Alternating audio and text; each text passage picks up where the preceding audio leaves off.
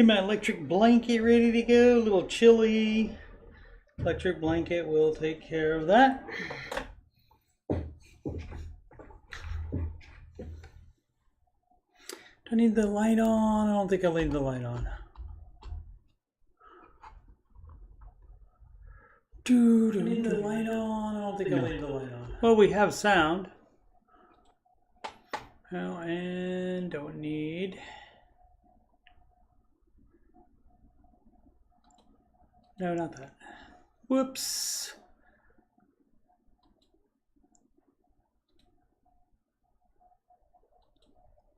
There we go. I'll put in my links in the chat. Trying to get situated here. I was all situated and remembered I forgot my drink. So I did get my drink in my crackly water bottle, which is in my sleeve at the moment. There we go. So I do have the agua, so I'll be able to go for a nice long time, phrasing. And so we'll get going here. What am I going to do next? I am going to put the links in the chat, and then we will get started with some wonderful financial content. Now, if I were my links, I would be in Notepad, which is not in the box anymore. Notepad. So we type it in, and there we go. Alrighty. Let's see, what can I talk about while I do this?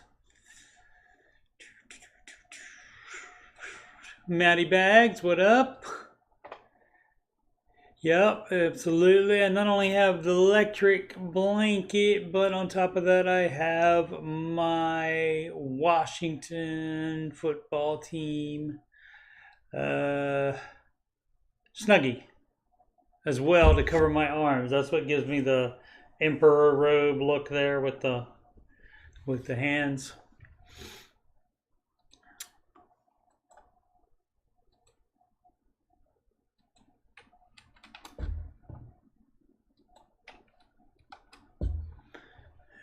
Alrighty, yes, it's good to stay warm, especially when you're old and have the beatus.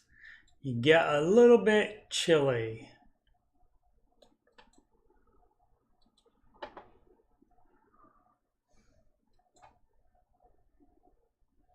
What up, Matty Bags? Hashtag mention. Matty Bags, shout out in the baby stepping song. This is in the music playlist. Well, what happened to Baltimore did win, beating AJ's Houston Texans. They still had a very good year and obviously drafted a better quarterback than the Panthers did at number 1. CJ Stroud from the Ohio State University. All right, one more link and then we'll get started on content. I am still in Arkansas, yes sir.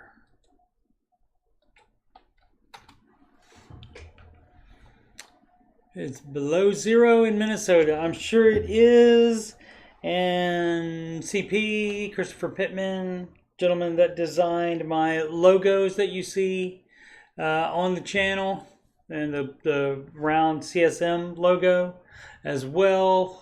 He lives in Canada, and he was reporting temps of negative 56 Celsius. So I don't think in the States we have as much to complain about, but I mean, anytime you're going below freezing, it's not fun.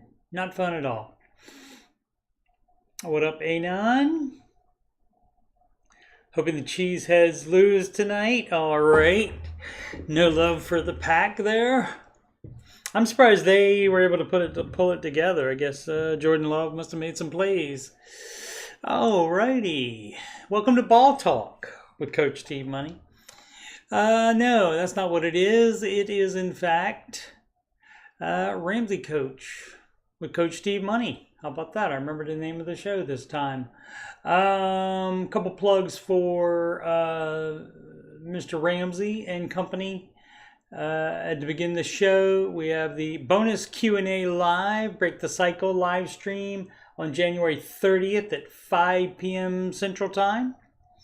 And so I will be missing that, being still at work, but that will be happening. Also happening is May 10th and 11th in Nashville, Tennessee. It's Total Money Makeover Weekend. And it's a new event, circled, and new content, same proven plan. Okay, which means it's same advice. They're relating it to today's economy, today's events, that kind of thing in a post-pandy world.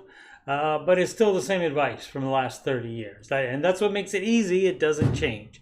Now, Dave may have updated some things in the new version of Total Money Makeover, which he is updating as I update my chair to the correct height. And so, I mean, what he changes in there, if he changes any advice, he'll certainly tell us. He looked at his investing recently, or like in the last year or two, had his SmartVestor Pro check to see whether he could dump the international and just do a three-way split between small, mid, and large cap instead of having four-way split, including the international. And the guy ran the numbers over the past 30 years, and if he did not have the international, he would have made less money. So he said he decided not to change anything, and he said if he changed anything, he would certainly let everybody know to do the same thing. Alrighty, so we got that. There's my channel. Today I put up a reaction video to the trailer for Indiana Jones and the Great Circle video game. This is the Xbox gameplay for this, and I'm hoping it'll look even better on PC with a better video card than the Xbox has in it. Let's see what else? Let's see if we go and see the playlist. If you scroll down past the recent ones, past the Oak Island, past the past live streams, then you'll see this show, Ramsey Coach Steve Money, and that is Saturdays at 8 p.m. Eastern Time. And then in the music playlist, as I was saying, the Baby Steppin' song. How's it go? What's the part that Maddie Bags is in? It is... how does it start? Oh, naming every dollar that's intention. What up, Maddie Bags? Hashtag mention. Do the steps that go of apprehension. Yeah. And so that's from the Dua Lipa song, Levitating. And there's about 7 more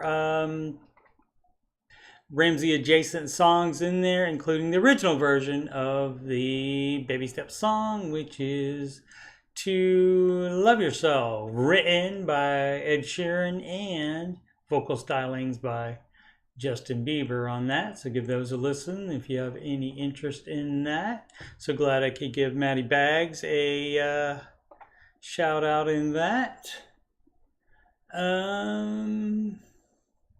Oh, and my plugs. Can't forget my plugs, can I? There we go. There they are. And I am Coach Steve Money, in case you're wondering who I am. Just look at all the different logos of it, different writings of it that say Coach Steve Money. If you still haven't figured it out, that's me.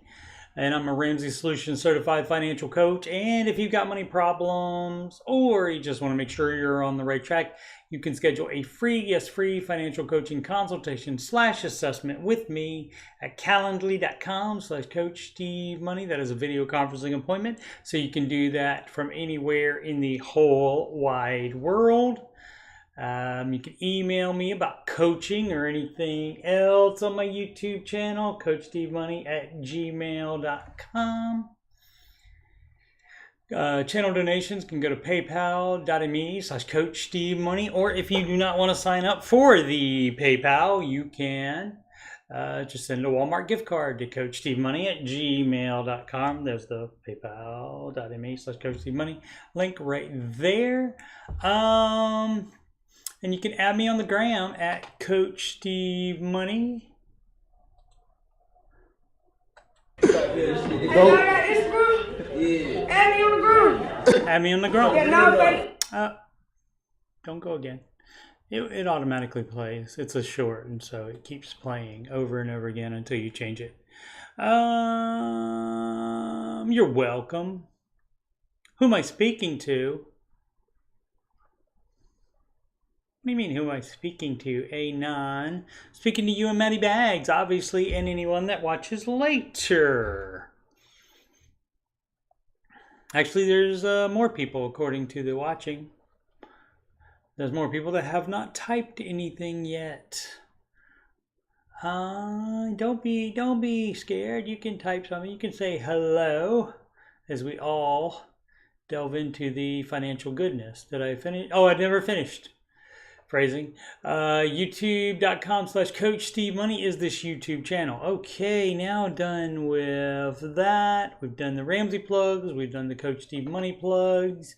I did my music playlist plugs. And now just talk about the market for just a second. Normally I don't do this kind of thing as much on the Ramsey Coach as well as much as I do on the after shows. But basically S&P up to a new high. NASDAQ still has some ways to go to hit a new high. And the Russell has a lot of ways to go because that one fell the most. And so that still has some ways to go. Oh, Dow, new high for the Dow as well. On Friday. Gotta get down on Friday. Let's see, anything else I wanted to talk about? Crypto, the ETFs came out. I don't know, dog. Didn't seem to ETFs came out in the past month, and it doesn't seem to be doing anything there. So sorry, crypto bros. Let's see, what else did I want to talk about that? NASDAQ was the best index for 2023. And they have been the best index for all but one out of the past 5 or 6 years. So for a while, it was the Russell Small Cap Index, and that was the highest. That's why it's known as aggressive growth, and that's the term that Dave refers to small cap as, is aggressive growth. And because that was more risky, but you could get more aggressive growth from it, and that just hasn't been the case. I think about 10 or 20 years ago, something like that, the S&P started being the best one.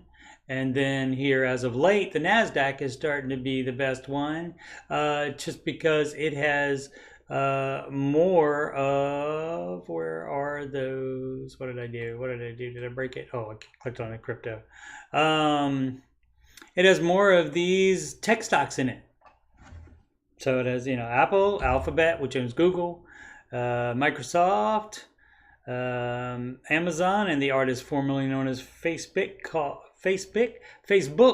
Meta, which also owns Instagram and the WhatsApp as well. So as you can see, all those up on Friday as well, making it a good day for that. I do have a video coming out soon that I will probably be doing this weekend about the index fund versus managed fund controversy, I guess, as it is. Let's get into controversy.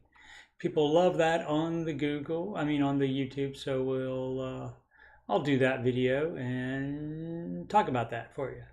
But also part of what that whole thing is, because when you start saying, every time Dave says the S&P 500 index is 10 to 12% a year,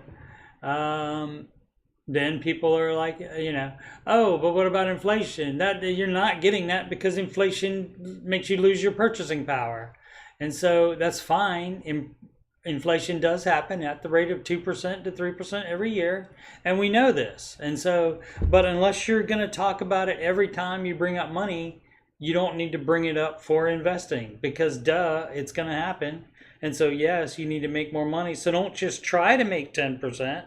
Try to make as much as you can. And part of making as much as you can is having managed funds instead of just settling for the lower index, because managed funds can beat the index. It does take a little bit of initiative, but you can do that. And again, much more about that in the video to come.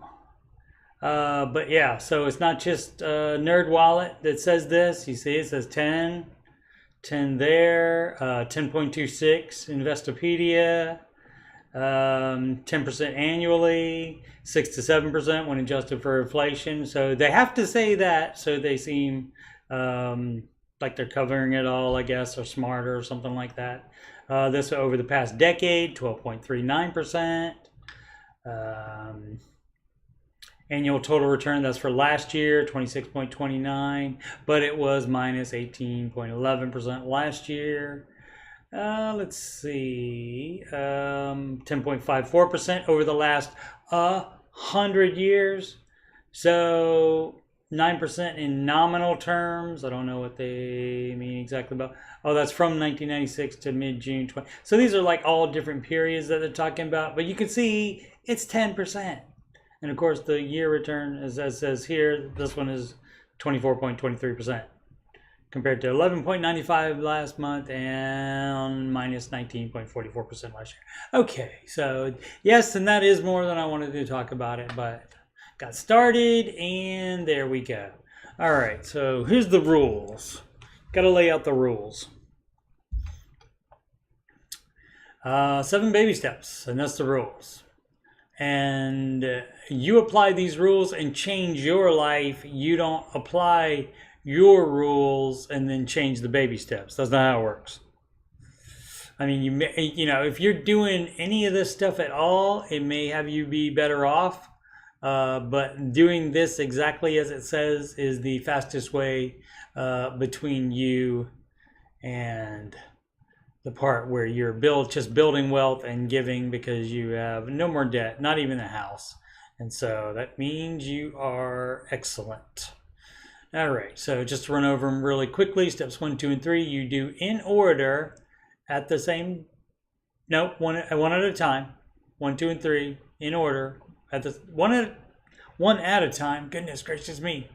And that's save $1,000 for your starter emergency fund, and you don't do any of the other stuff before you do that. Now, while you're saving your $1,000 starter emergency fund, you are paying minimum still on all your debt because you don't want to get behind.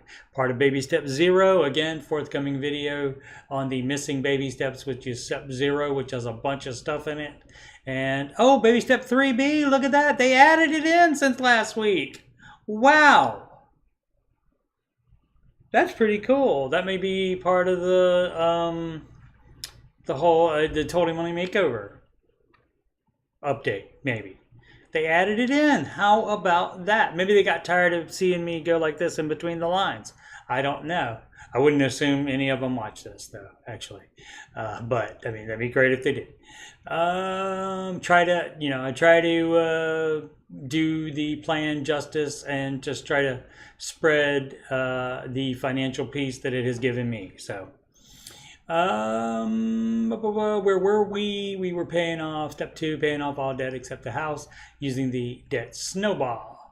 Step 3, save 3 to 6 months of expenses in a fully funded emergency fund. So again, to be clear, that is in this order, steps 1, 2, and 3, one at a time, regardless of my mistake earlier. And then only once after you definitely should have 6 months of expenses in a fully funded emergency fund before even starting to save for a down payment, because when you buy a house, stuff is going to break, and so you definitely want to have 6 months of expenses, not just 3.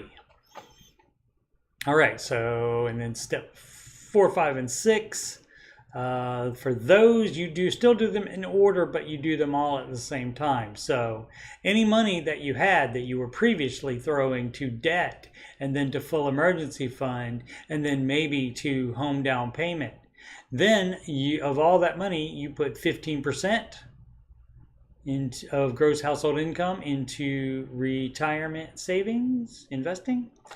You address kid college if they're young. You can just do, a little bit, $20 a month or something like that. You want to make sure you have enough when they're 18 for that. And, if you pay the house off early, then you can put all the mortgage to their college funding. And so you're doing all of these at the same time. You're addressing it, but you don't have to have all $300,000 or whatever college is going to cost then. Be sure to factor in inflation in that. Then you will pay off the house. You don't have to have all of it. So you just have to begin addressing it so you will have as much as you want to have. And then anything extra beyond beyond the 15%, beyond whatever amount you're putting there, then you would pay off the house early. And step 7 is eternal. That's build wealth and give. And in step 7, you can invest whatever you want. That's when you would take investing up above 15%. You don't invest more than 15% while you're paying off your house, because that would be called debt leverage. So you do not want to leverage the house, D. Ramsey's against debt leverage and debt in general because it's risk. Alrighty, so I think I explained that pretty well despite my problems explaining it. Alright, so I think we got it, and I'll return to this when the questions apply. I also have the investing calculator. Investment calculator on RamseySolutions.com. Here is ready to go in case we need it. All right, let's do some case studies. Golden salt 31. This is from 9 days ago. I'm going backwards so that I get all the questions. I'll eventually catch up because I'll eventually do them all. I'll do extra shows or something, and I will catch up. Because I have run out of questions before when I was doing the Ramsey Show After Show every day. Car advice. I have a 2015 Kia Sorento. I still owe almost $4,000 on. The good news is Kia's, no apostrophe S on Kia, have this little problem where sometimes there's just no oil in the engine. Well, that's a bad problem. The engines just consume oil. I was less than 5,000 miles from my last oil change. I work from home, and there were no indicators that the oil was low. Okay, Kia admits it. Okay, great. Car doesn't have extended warranty. Sorry. What are the options? Best deal someone has wanted to buy it is $2,200. Also, that sister-in-law suggested calling corporate. You can. I mean, it doesn't ever cost if a company you think has done you wrong. Looking for getting a little warm here in the electric blanket. Turning that down to low. All right. You can, anytime you think a company has done you wrong, you can certainly call. You could ask to speak to a supervisor if the lower level employees won't do anything for you. You can take it all the way to the top until you get tired of calling. Someone else suggested calling lemon law. I mean, it depends on the laws in your state. They may be different as applying to that. I don't know the best option is. I don't know either. What I do know is I don't want another car because I don't want to get screwed over again. Well, you might have to. If that car is not going to consistently work, it's not going to be, unless putting extra oil in it is not. I've done that before where I had a very slow leak, and so I just put more oil in it, and that was cheaper than buying a different car. And so I just waited until it had another problem, and then I sold it and bought another car, used car, with cash. But yeah, definitely keep on them. They've admitted there's a problem, and so see what you can get out of them. If anything, what up, Lens? Lens, I got that information for you, and the managed fund made so much more than the Nasdaq and the S&P 500 index funds, and so I'll be putting out a video this weekend for that. And as always, Lens, if you email me or go to calendly.com/CoachDMoney, you can schedule a free financial coaching consultation with me, and we can talk all about investing. No, not the target date fund. The target date fund is not going to be a good investment for you. Unless you're old, you don't want to even think about something that is not aggressive. So, I mean, even I at 55, I'm still being aggressive. And Dave is fine with you if you're older being more aggressive. And so that's why I have way more in large cap, which is the Cinderella story of the moment, as I explained earlier. It used to be small cap, which is why it was named aggressive growth, but it's not so aggressive anymore because the S&P became the best one for a long time, but then all except one out of the past 5 or 6 years, the Nasdaq, which is large cap, is the best index. And we also talked about on Friday, the Dow hit a new high and the S&P 500 hit a new high as well. Alrighty, so let's see what else did anybody else see anything? Alrighty, Gherkin. 2021 credit card cancel or expire. All right. You don't need the S there, dog, but all right. Let's see. Hey, everyone. So, quick question. My and my wife are in baby step 2. I mean, if you're typing it on a phone, I get it. I can't do it myself. I love the keyboard for typing anything. We are wondering if we pay them off, okay, that's fine. Should we leave them at donut and let them expire, or pay them off and cancel them? Chop them up right now. You don't need to have the card in one piece to pay it off. So chop it up right now. That's like a baby step 0 thing. Some of them also have cash rewards. Do we care about cash rewards, chat? Let me know. Give me a what in the chat if you don't care about cash rewards. I changed it on you. So make sure you follow in kind there. One more time. That's a what if you do not care about cash rewards. To pay towards the balance in whole amounts. So there will be a positive balance if we do close them. What? Oh, to pay towards the balance. Will that be an issue? You pay them off out of your own money and don't wait for cash rewards to do it. You want to be done with these companies forever. That's part of baby step 0. If we were charged an annual fee upon closing, this is why you want to be done with them. The sooner you close it, the next time for the next year, you won't be charged an annual fee again. Upon closing, or have a closing account fee, they may. How do we handle that? Put it in the budget, or fight it, or get a cancel letter? That's funny. You can't just call up and cancel things. All that fine print that you didn't read when you signed for the card? Probably some of that was the fees you're talking about, the annual fee. And you can't just say, I want to cancel those. I want to fight that. You can fight, you can sue, you can do anything you want to in this country. It's a free country. Whether it's going to do any good, I do not know. So let's see. Lynn's gave me a what, and she has the scissor icon there for cutting up the credit card. So excellent.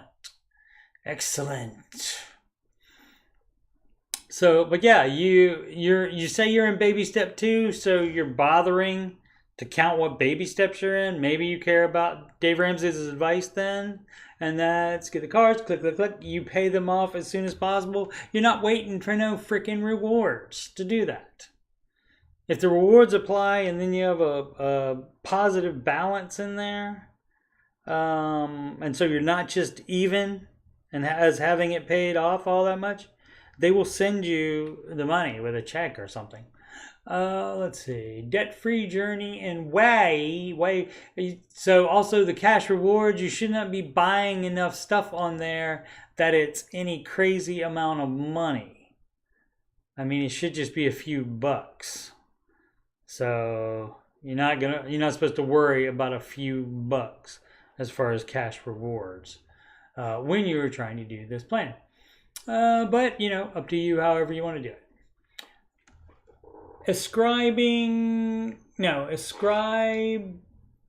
Escribira máquina. Writing machine, I think, in Espanol. Debt-free journey and way too many credit cards. Well, one is way too many. I was out of control before I started listening to Dave Ramsey a few months ago. It's good to recognize that. That's great. I was overspending constantly, never budgeting, always feeling broke, living paycheck to paycheck. Sounds normal to me. Getting caught off guard from automated payments out of my checking account. When you give them your routing and account number, that's so they can take it out every month. So, expect it to come out every month about the same date. Risking overdrafting.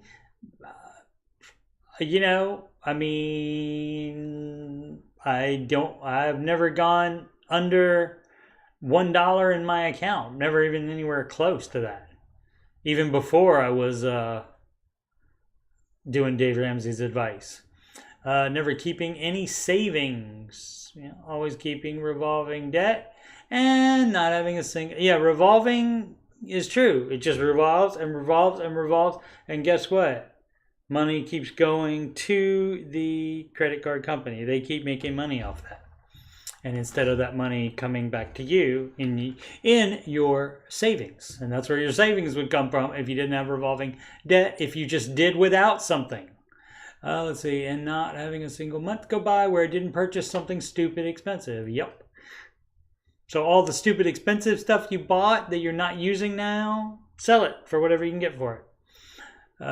Since listening, I paid off my car. Excellent. $6,500 and all my credit card debt over $15,000. Excellent. Still on baby step 2, and I know Dave Ramsey would not approve of this, but Beep, beep, boo, doo. My situation is special. But my next debt is to pay off is actually a mortgage on a rental property. Boop, boop, boo, doo. I own that I have sentimental and emotional attachments to. Don't have emotional and sentimental attachments to anything involving business. Bad. Bad, bad, bad. That's why you also don't involve friends and family with business. It was my first home when I was 24. It's a studio in a ritzy downtown. Okay, so you bought it and then you moved and became a landlord by default. Also not advised. And once paid off, it can potentially earn money forever versus a one-time profit from a sale, unless you have, problems with it that you have to fix with it. You have to pay for it. Balance is $92K and hoping to be done within 2 years. That's up to you if you want to pay that off. Budgeting and side gigging will get me there. Great. Okay, well, buckle down and do it. Don't buy anything until that's paid off. I had no credit history when I bought it. Okay, parents helped me with 10% down. Dad co-signed the mortgage. Boop, boop, boo, doo. Don't do that. Don't co-sign. He never had to make any payments, and I refinanced it out of his name in 2014. Great. And that's how you have to do that. Otherwise, guess what? Dad is equally responsible. So if you bounce and you're like, oh, I'm not doing this anymore, and you go to Nicaragua or somewhere else, to just get away, they're going to be coming after your dad for it. And your dad might not want to go to a different country and try to flee and be on the lam and such. And so they're going to come after him. So you did well there. Okay. And does anyone here remember balloon mortgages? Okay. Everything she was doing here is wrong. Regular mortgage, which did not cover the entire condo. This was 2006, height of the market before the housing crash, and there's a smaller balloon. Okay, all right, war and peace happening here. Let's see what is relevant. Once that's done, I finally invest for retirement, pay off my house. Buckle down and step to it. No eating out, don't eat out. Sell all of that stupid dumb stuff you bought. Didn't say a car payment. She say paid off car? Yeah, paid off car. Okay. So it was $6,500 loan, so probably not a new car, unless that's just what she had on there. So probably no need to sell that. Yeah, obsessively playing off like it's a game. Yeah, keep being obsessive about it and get rid of it. That's how you fix it. And so, if you're going to be like that about it, sure, you can keep it and not sell it if you choose to do so. Not necessarily recommended. Let's see. And the 5 are all locked away. So, yeah, the Ramsey advice would be you sell that rental today. It's a Saturday, so maybe Monday you list it. And then you put that money on your mortgage, because mortgages for rental property are a no-no. They must be bought in cash. Businesses grow at the speed of cash. No business loans. Because guess what? That's still a personal loan. You're the one that signed for it. And the 5 are all locked away. I only have cash and debit card in my wallet. Great. Close date cards. Great. I had some Embarrassing. Right. Still open. The open ones, close them. Don't use them. Them existing can mean that there could be some accidental charge on them, if not by you, by some fraudster. So if they are closed, that cannot happen. Close them all with 0 balances. Right. I know it sounds stupid, but we just bought a much needed vacuum upgrade at Best Buy. Needed it. You gotta have a vacuum, I guess. I got so much money in rewards. Hey, I was able to replace them for so cheap. Justification station here on rewards. You either want to follow Dave's advice or you don't. That's, the basic thing. Dave is not recommending any of this stuff. Some of the stuff, like you saying you're being obsessive about it. But no, I still want my rewards. So, you can do whatever you want. You're not following Dave's advice, so I don't know what the question is here. That's the sort of debt confession I felt like sharing. Okay, all right. Well, you're doing some good stuff and still a bunch of bad stuff. And that was way too many cards. That much is certain. Let's see what we got. Then says, for watching, reveal yourselves. Revelio. Played too much Hogwarts Legacy. I still haven't finished all the stuff. I finished the main story, but I haven't. I wanted to actually clear all the challenges and stuff too. I might do that one day. Let's see. JK and P 80. Which step first? Smallest to largest? Oh, I see. Okay, so I know Dave says go with the smallest balance first, but here's why I'm different, and here's why I want to change the baby steps. Having a hard time with that due to different interest rates. We don't care about that because you paying off the one with the highest interest rate first is not going to motivate you as being, not going to motivate the average human.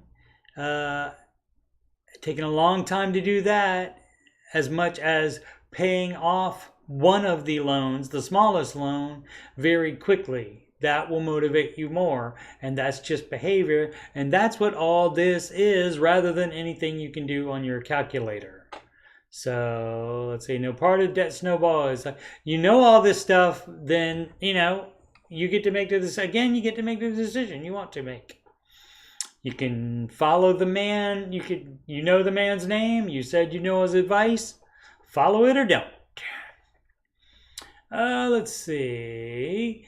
Santos_pride. Has anyone actually gotten help by an ELP? I'm sure they have. How did it go? Was it just for taxes, investments? Can they help with life insurance?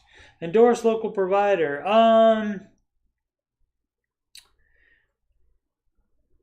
don't know if they don't have insurances. Insurance ELPs. I don't think they do. I know Dave endorses Xander Insurance, ZANDERINS.com, and he endorses them, and he's been friends with them. They're in the same area as he is, and actually I think it's either them or Churchill Mortgage that is renting out the old Financial Plaza building that they used to do the show from. And they have their headquarters there now. I can't remember which one, if it's Xander or Churchill Mortgage, though. But Xander Insurance, they are an insurance brokerage, which means they actually find the cheapest insurance for you elsewhere. You know, that they don't offer it themselves, but they find you the cheapest life insurance. And that's facilitated through them. And of course, term, not whole life.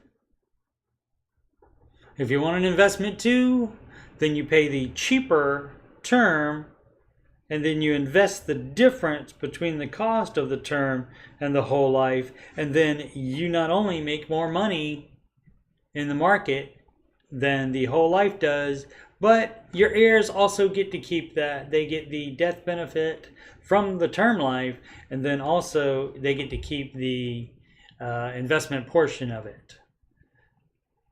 In whole life, they do pay out the death benefit, but if you haven't cashed it out, they keep that money and buy and just build larger buildings in your town. Let's see.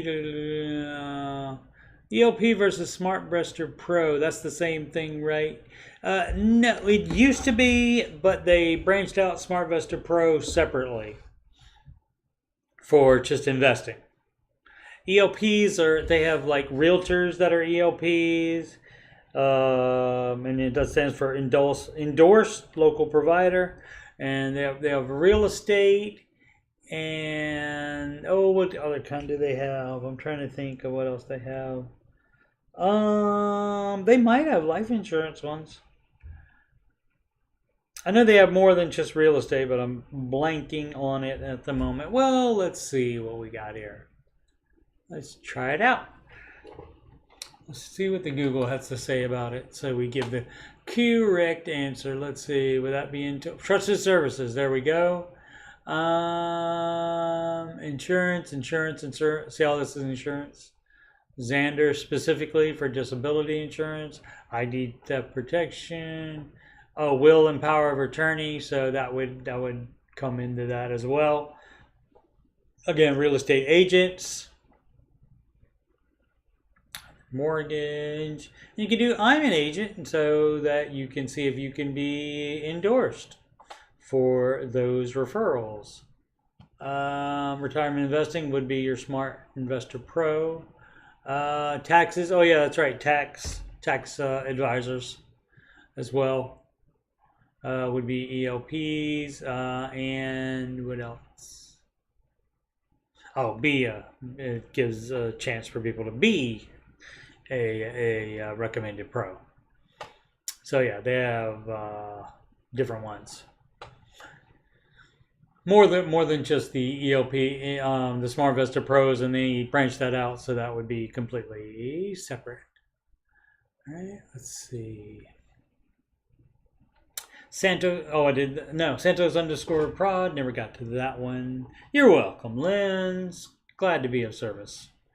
Baby step 4, I just started my 403B contributions already, and that would be government. Like that's what you would have in if you're in the military, or like a teacher, that kind of thing. If you work in government, you would have 403B. I see that I'm making my contributions, 3.25, okay? I'm getting matched by my employer. However, I log in, then there's no selected investment.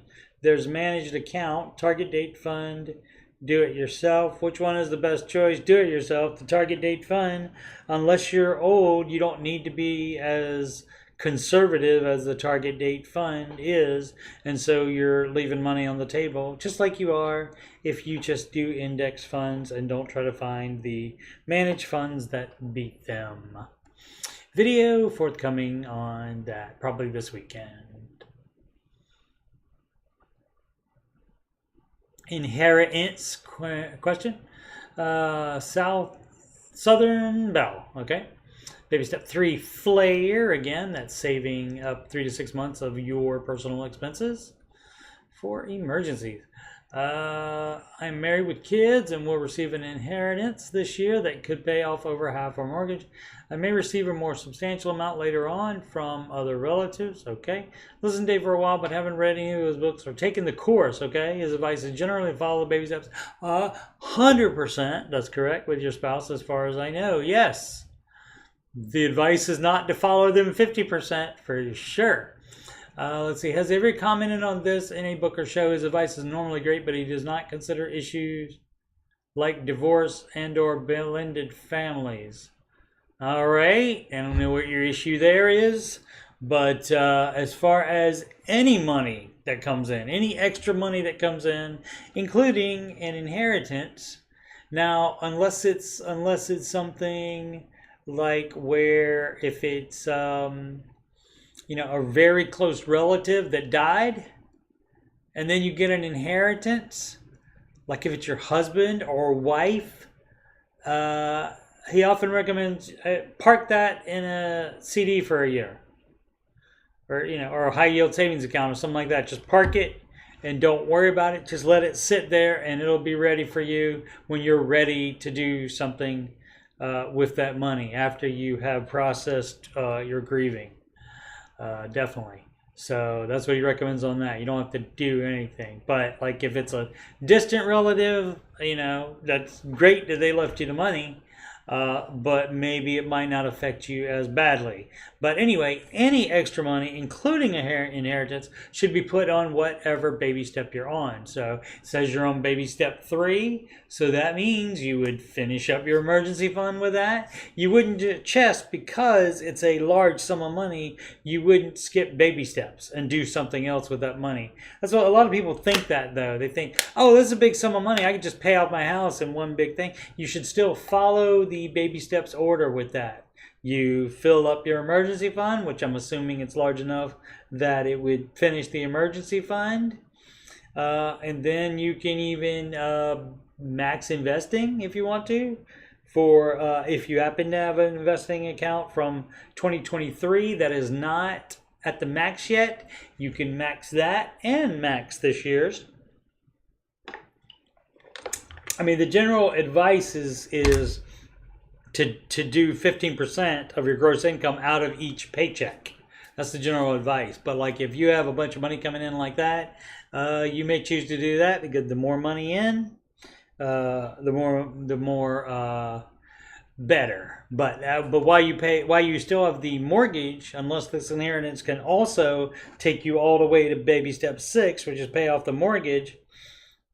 So that would mean that you've addressed kid college. So you don't have to have, again, like I said earlier, you don't have to have all the kids' college money ready to go right then before you start paying extra on the house. And so you just go right down the baby steps until the money runs out. And hopefully it won't run out before you pay out the house. But so in that case, I mean, you can just go ahead and pay out the house, but just follow the baby steps. And if it takes you all the way there, great. If it pays half the house off, then you're still done with the emergency fund and you started investing and you've addressed kid college if applicable. But yes, his advice is generally follow the baby steps 100% with your spouse, as far as I know. That much is certain. So yes, do that. And that includes with any extra money, including an inheritance. I like to leave out the T's sometime. Just because that bothers me so much when people do it. Bob Mish, 44. No more. It's still a letter. I don't know where it went to. Even sometimes in a word that has 2 T's in it. At least pronounce one of them. People don't even pronounce one of them. No more call-in screams.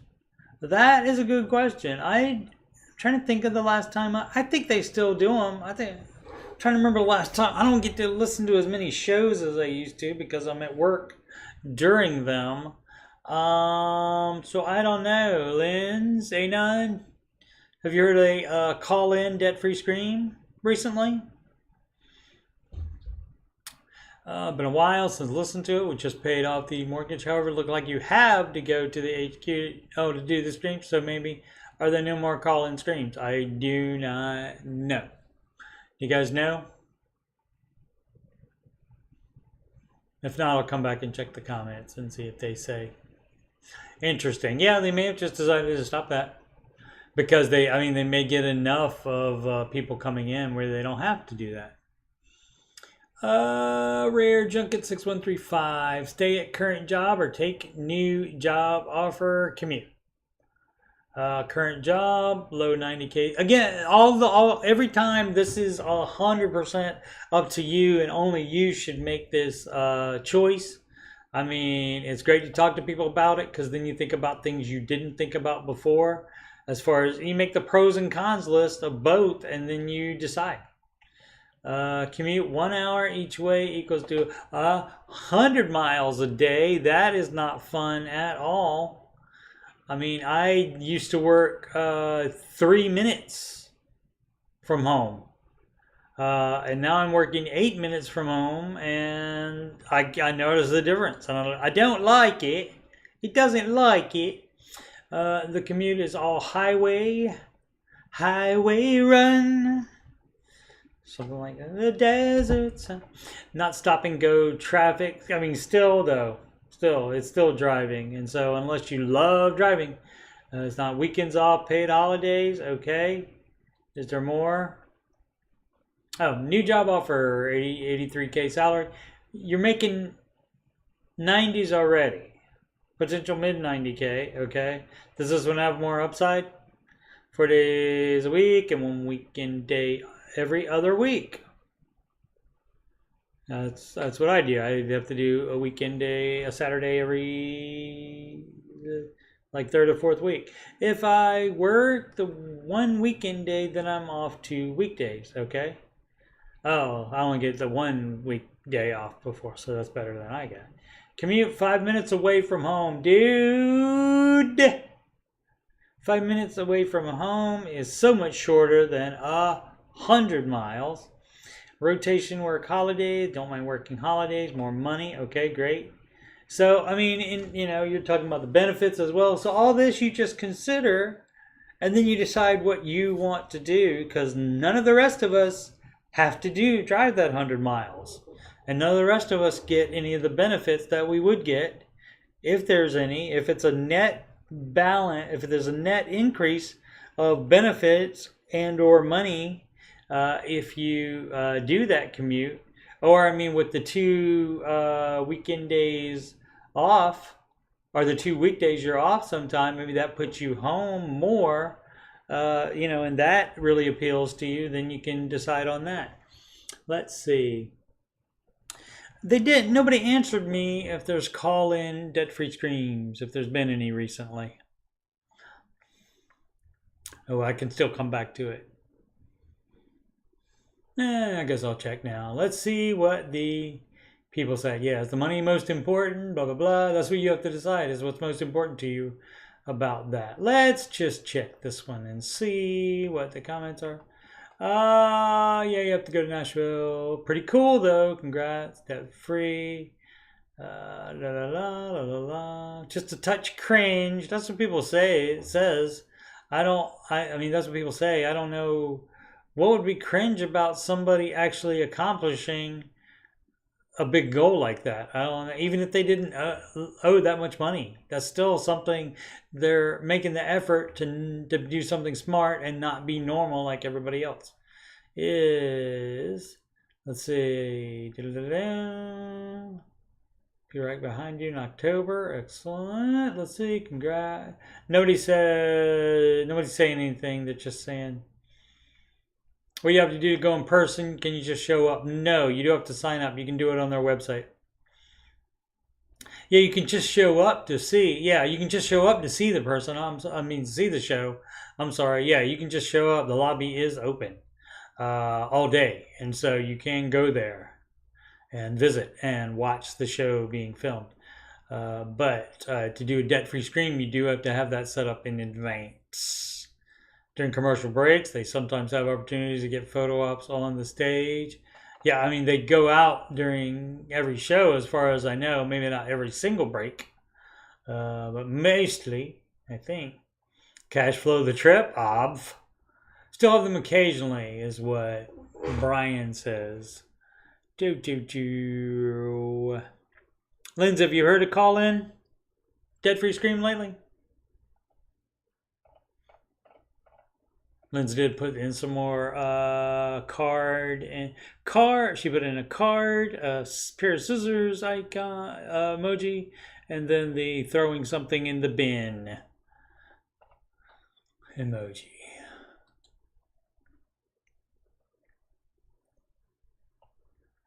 It's fun to use British terms. Alrighty, here you go, Lens. In our Caldwell. Target date funds. I am surprised at how often I see people on this subreddit recommend target date funds. They are terrible. The second most valuable advice that I've taken from Dave Ramsey after getting out of debt was to invest in growth funds and stay there. This doesn't mean you have to pay for some broker's secret high fee mix of funds. That's correct. There are plenty of low expense and index funds that make great returns. And again, video forthcoming probably this weekend. It's not going to be live. It's going to be a pre-recorded video. And I mean, I'll still do it live all in one take. But so unless I screw up majorly, I'm not redoing it. Because too lazy. But I will be doing that. I'll be just recording it myself. And so that video, not a live stream, will go up there. I may do a premiere on it anyway. Just for fun. I've only done that one time. Let's see before, and that's a premiere where you have it's gonna drop at a certain time, and the chat's open, and so you can actually, the person that puts out the video can actually be in the chat and talk to anybody that is watching it right when it premieres. So I may do that for that one. The second most valuable, so to keep an eye out for that this weekend, and you should be notified if I schedule a premiere for it. You should be notified for that immediately, just like you are when they do it for Ramsey, like the break the cycle thing, where that was up for like what, 2 weeks, and you could chat in there before the event. Let's see. Taking from getting on debt. Yep. Stay there. Yep. You don't have to pay for some broker's secret high fee mix of funds. No, you don't. Target date funds are terrible. If I'd used Dave's mix on or even just an S&P 500 index instead of stupid target date funds over 30 years, I would have much more in my retirement funds right now. Right. Here's some example 2065 target date funds and their 3-year returns compared to S&P 500. So it is what, 2024 now? So that's 41 years away. So that is so that's like, so for somebody that's 20 or even 30. So, and that's what, as it gets closer to that date, it gets more conservative and more conservative because you're getting ready to retire, and you definitely don't want it to go down, and so you sacrifice lower returns. And so again, S&P 500, 10%. And no, inflation is not figured into that 10%. You can do that on your own time. Inflation is also not figured into these amounts as well. So the BlackRock one, the Fidelity one even, another Fidelity one. As you can see, these are in the single digits, dog, and low, 3, 4, and 5. So almost twice as much if you just did an index fund, which is fairly conservative as well. Let's see, S&P 500 is 10%, actual 3-year return, not just Dave's number. Correct. Terrible. Please stop recommending these. Well, you're not going to have people not recommend bad stuff because they always do it. Not only do they always do it, they always do it in the Ramsey Show chat. Yours looks like 4. Yep. Yep. And like I said, unless you're, unless you're going to retire in 5 years, you don't need to be in that. Most people are kids to me. So like anybody 40 and younger, they're just kids to me. So that's why I say, hey kids, every time I come into the chat. Yeah, these are funds with 40-year time horizon, right? They're earning half what the S&P 500 is doing. When they should be the most aggressive, right? And that's what the younger people should do. Younger people should be more aggressive, and older people, Dave does say you can be more aggressive as well. And so that's why I don't have the 25% in each category section. I picked the large cap, which is making the most money right now. They're protecting you from losing money by never making it in the first place. Yeah. Nice thing about these plans, if you follow it, you will be much better equipped than the average person to ride through market volatility. Right? You can afford to remain invested in growth funds because you have more to begin with, and if push comes to shove, you can get by on a lot less. If volatility still worries you, my suggestion would be to stay invested in the growth funds, and then 5 years or so before retirement, start shifting 2 to 3 years of income into guaranteed interest funds. Yeah. Be your own target date fund. Great advice. Great advice from this person. Who is this again? N.R. Caldwell. What was I? What was I going to show about? Let's see. You can afford to remain in the growth funds. Volatility still worries you. Must stay invested in.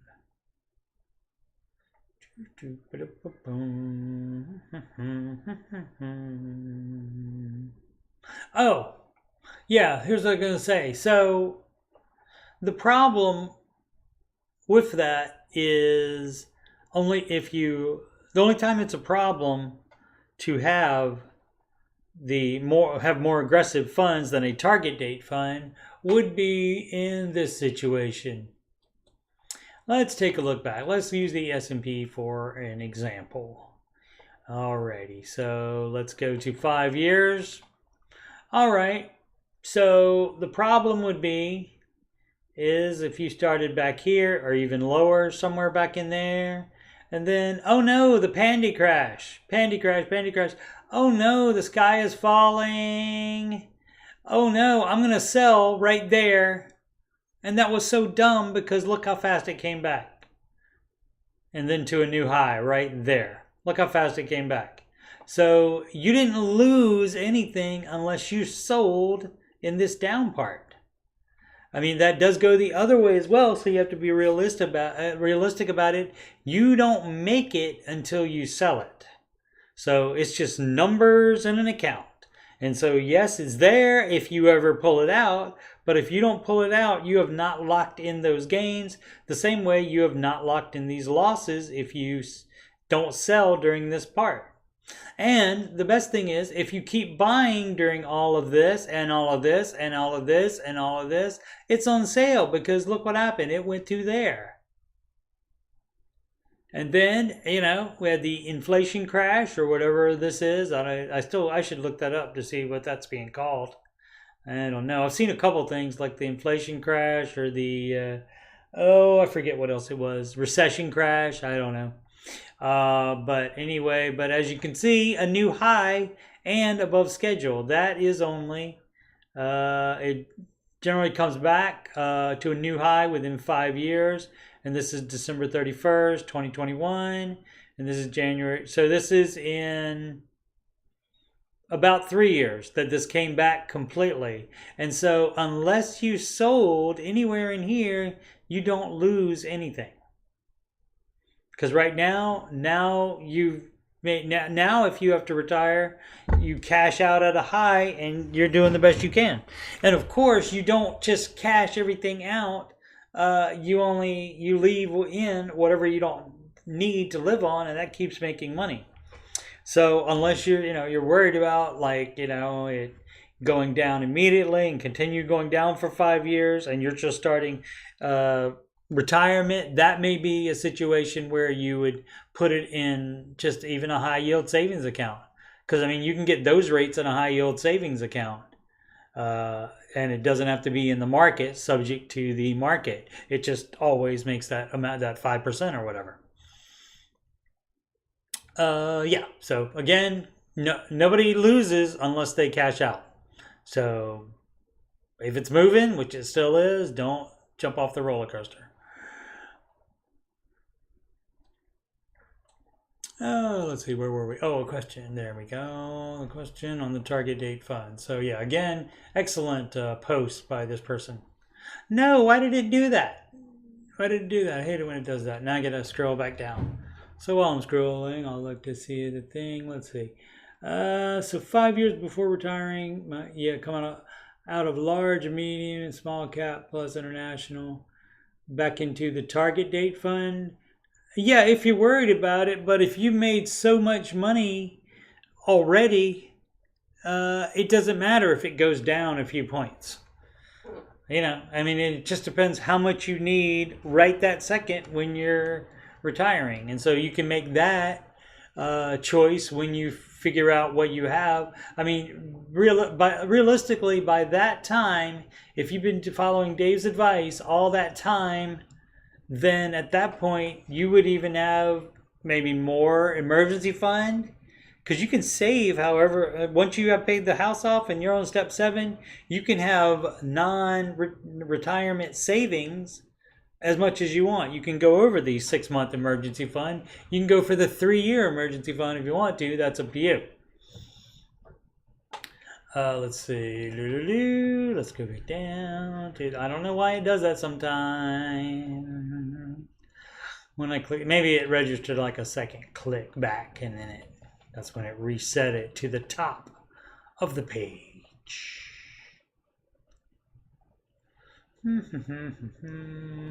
Am I delusional to being loved by anyone?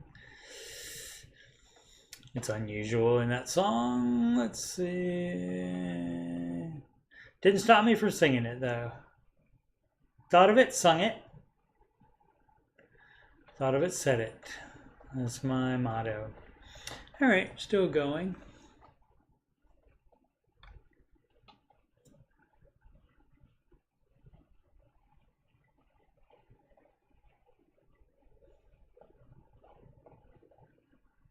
I do definitely appreciate the chat questions. That is always fun. Oh, we did this one already. I just didn't click on it. That's why it is not light blue like these are. Cautchuck Fever sounds like a certain friend of mine. Whose initials are AJ. In lap 711. Cautchuck Fever. Like so many. Truck fever, you don't have to do it.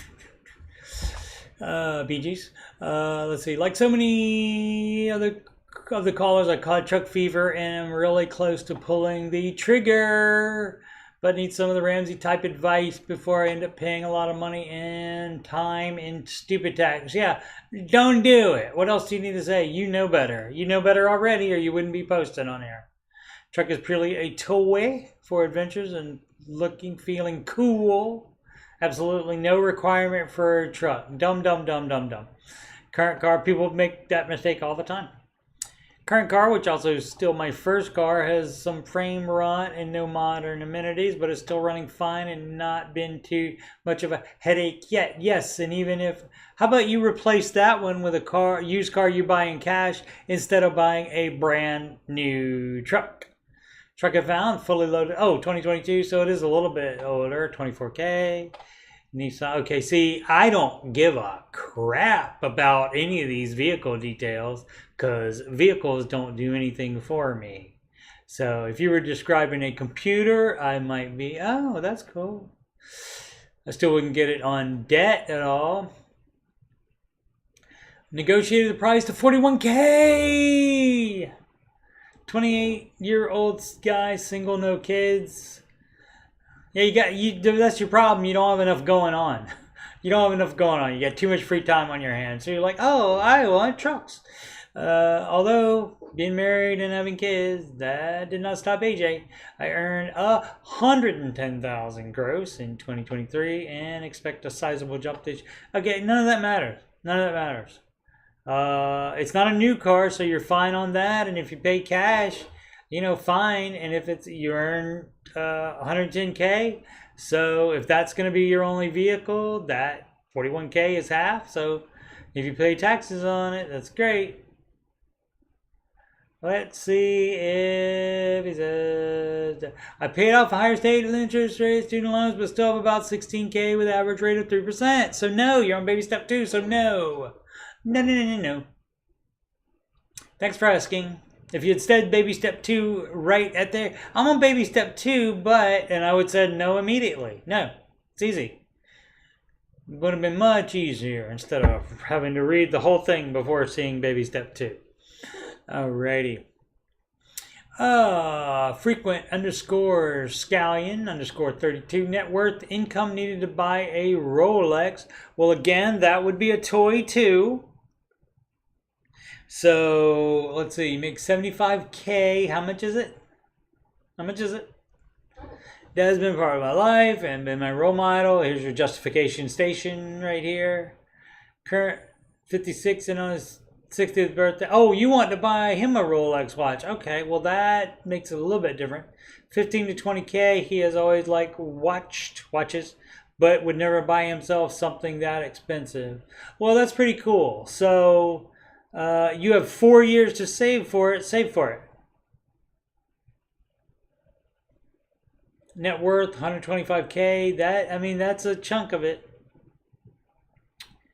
That's a chunk of your savings now. But if you work out where you can save, that's 4 years.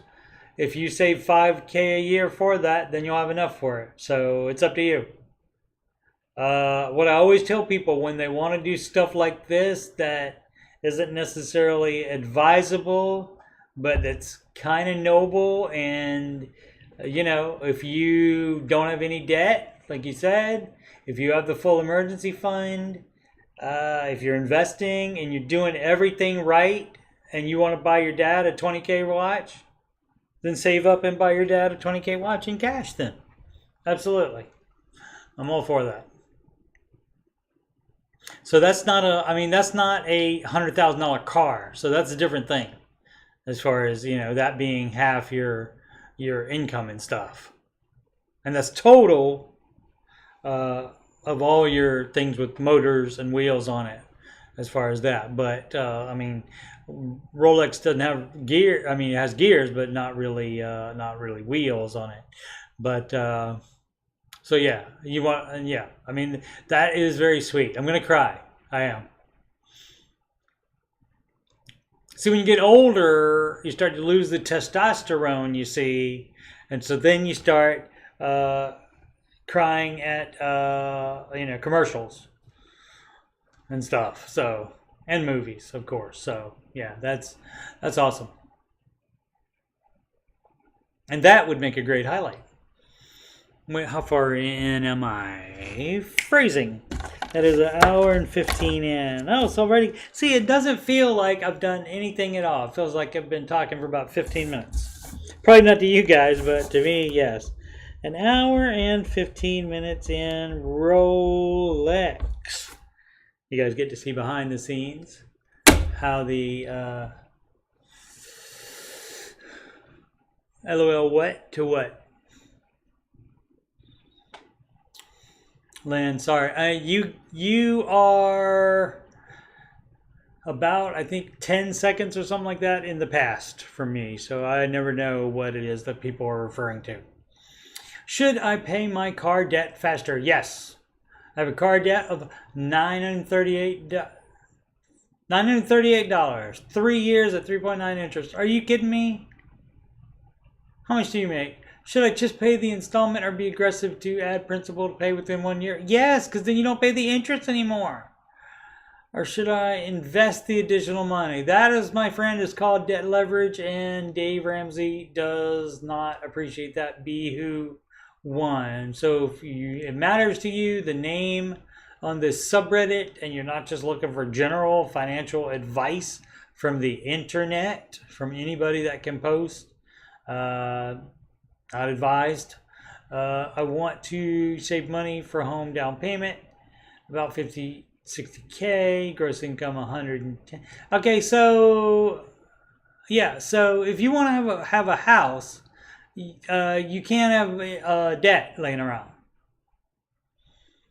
So you just don't do that. You follow the baby steps, and that is paying off all non-mortgage debt, which you don't have a home yet, so you don't have a house mortgage yet. And so you pay off all non-mortgage debt, which would include this car payment and any other debt you have.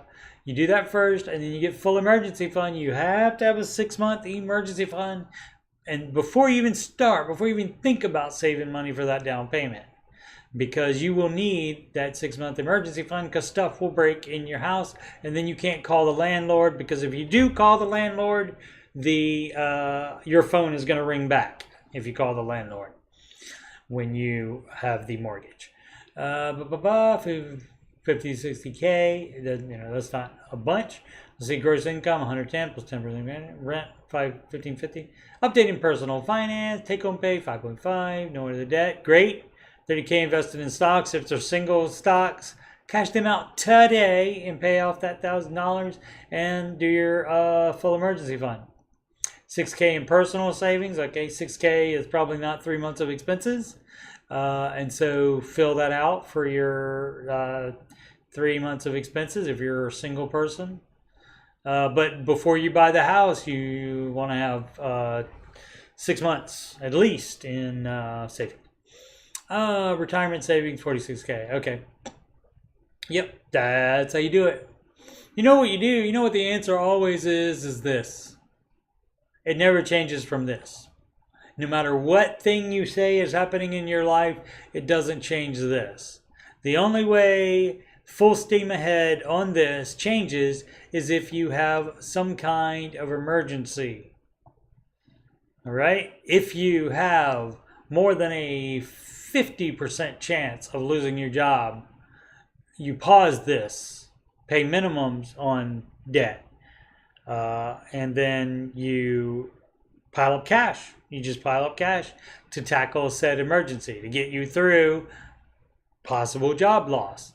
And then when there's no more, I'm going to lose my job at 50% or 51% or more, then you resume right where you left off. See, the order doesn't change just because you had an emergency. Another example of that is stork mode. That's when, if you're going to have a baby, then you pause debt snowball, you pile up cash, and then when mom and baby are home safe, then you take, hopefully, all or almost all of that stocked up cash will be available, and then you throw that right on whatever step you left off on when you press pause again, and baby steps start rolling again. Press pause one time to pause, press the same button again to unpause. So that's the only thing that changes. Order never changes ever. Now, the one thing that might happen is some might not apply to you. Like, say for kids' college, if you don't have them, or if you, for some reason, morally think you shouldn't help them. My name is Paul, and that's between y'all. So that would be the only, and then you would just skip 5. Oh, if you're going to be a renter the rest of your life, if you don't see yourself buying a house, congratulations. You can skip step 6, and then you're on 7. Congratulations.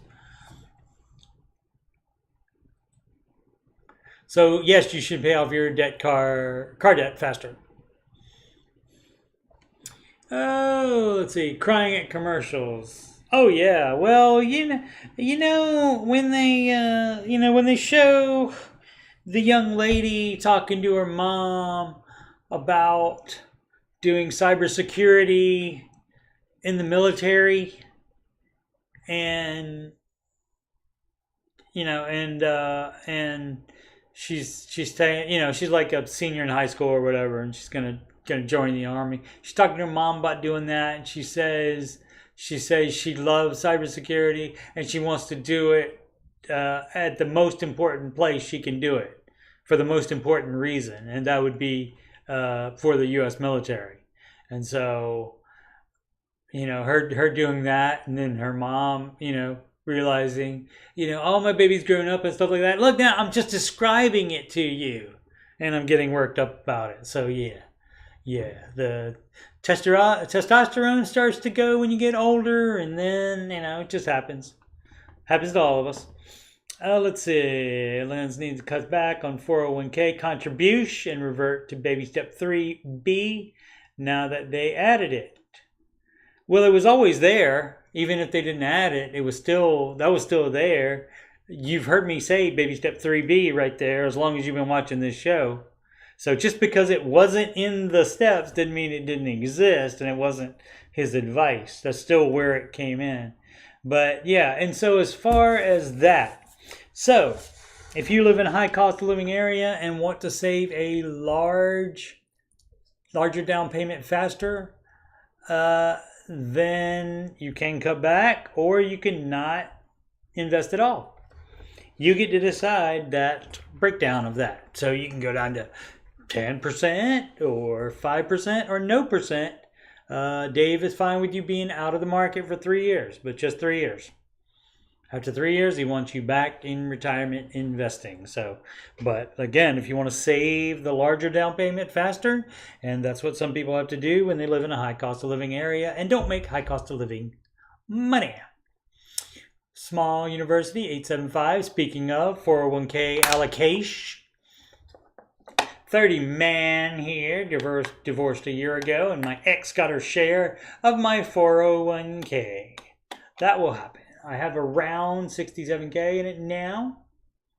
And it had always been 100% in the TDF. Performance has been okay. All right, so let's see.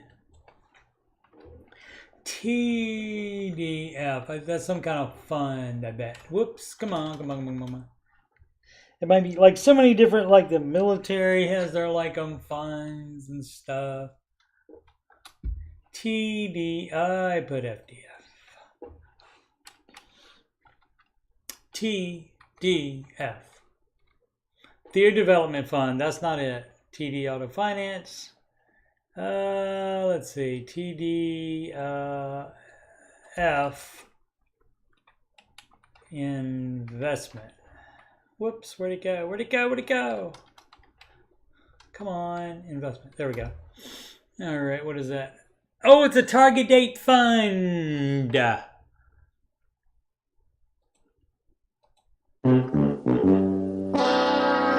right, I guess this is the target date fund episode. Or is it the Coach D Money Crying episode?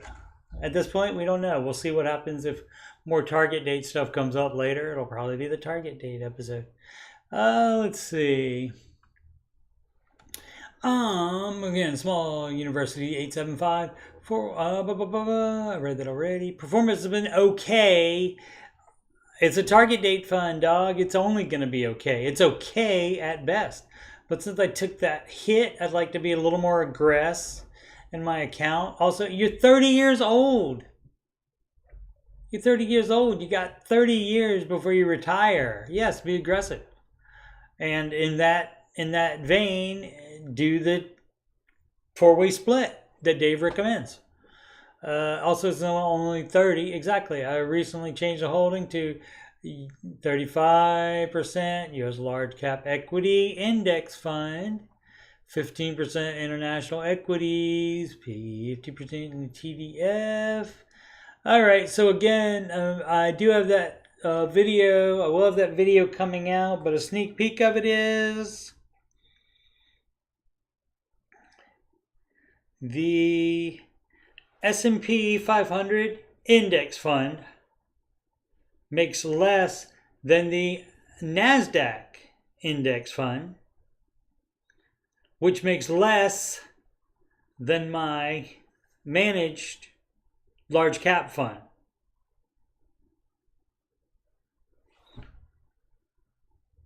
Including plenty to cover the minimal difference between the expense ratio of the NASDAQ index fund and what I made. That is less than 1% is the difference. Like 1/3% is the difference in the amount of expense ratio.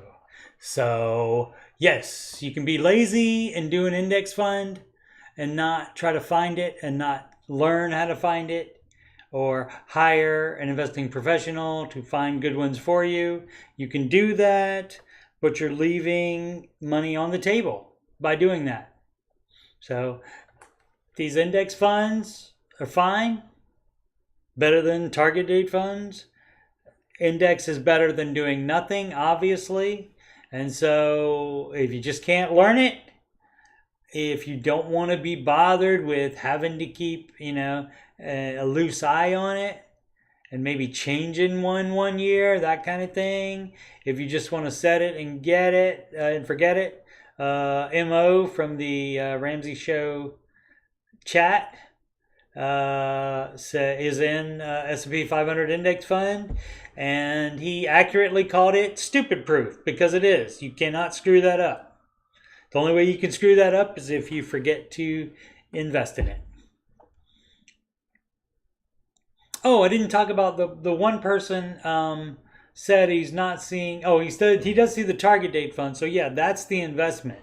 But for example, if you got to make sure that the money that you put into any account is buying an investment, because otherwise it will just be in like a bad high yield mutual fund. I mean, high yield savings account, excuse me. So it's just only going to earn a little bit of interest unless you, after you transfer the money to the brokerage account, you buy the certain stocks with it. Mutual funds, rather, which is a group of stocks.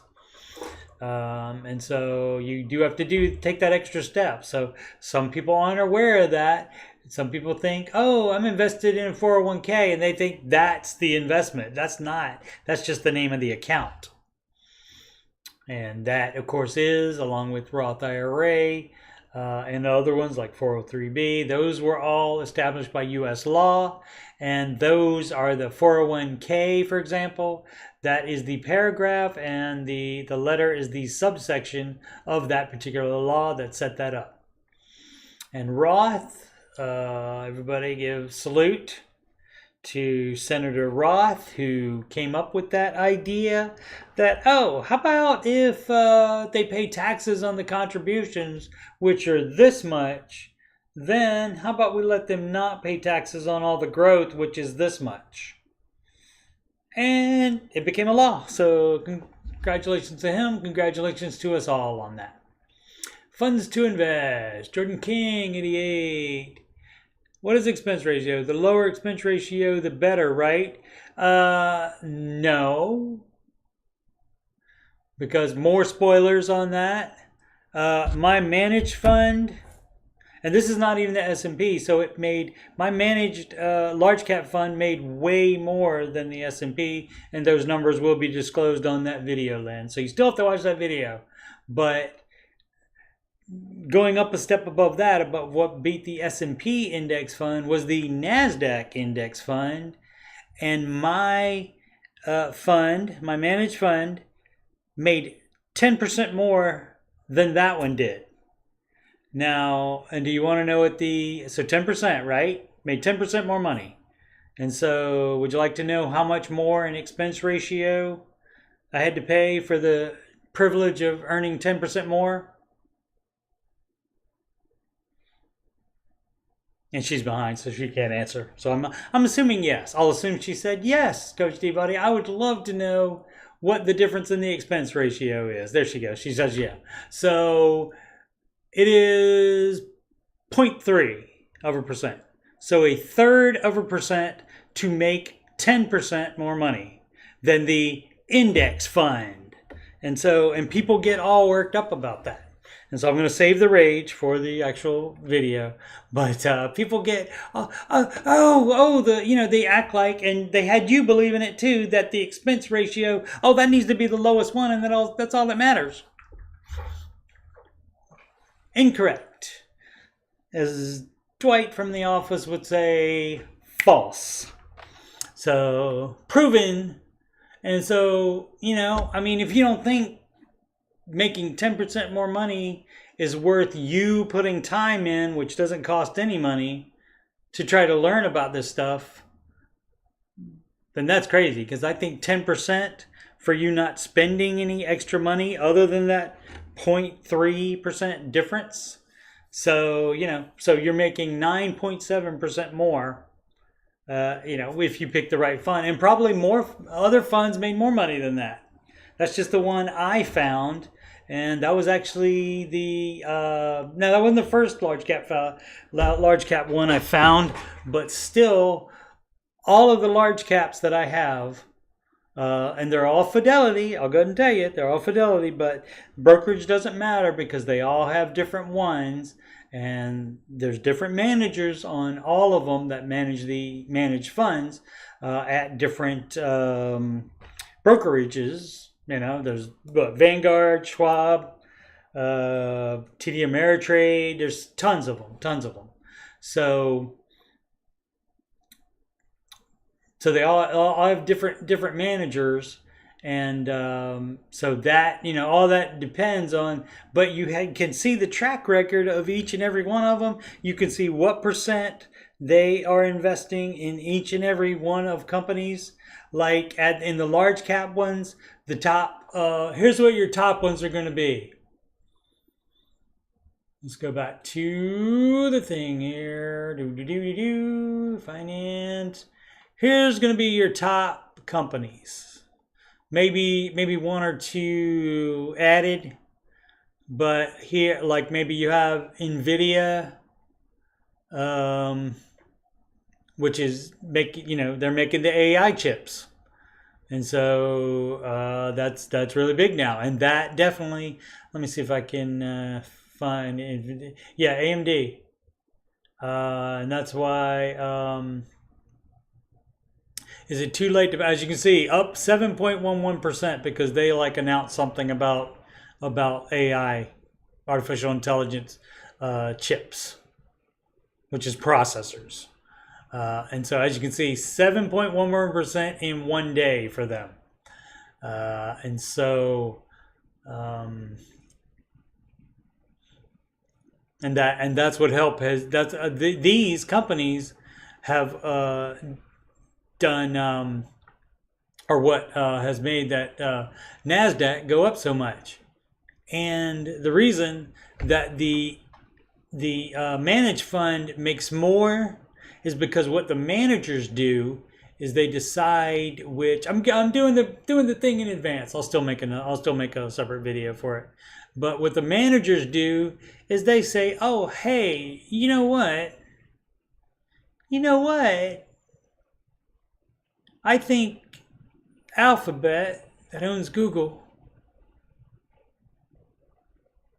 is gonna have a good year. So we should, instead of putting just $1 to that, we should put $2 to that." And so they increase the percentage of some, and that's what changes it. Because in the index fund, it's $1 for each of the stocks equally. And so the managed people put more money out of the fund into the stocks that make more money. Sometimes, it's all guesswork. Nobody knows in advance exactly what it's going to do, but that's how they make more money, because they have more invested here at the top of the heap there in these companies and others, and that's how it makes more money. Because the index fund and again, it's stupid proof, like Mo said. Stupid proof. Hashtag Mo. Shout out for Mo there. And he's right. And again, if you don't know anything, if you're trying to learn about this and you're having blockage and you want to go ahead and start, go ahead. Do an S&P 500 index fund. That doesn't keep you from later buying a managed mutual fund if you figure it out.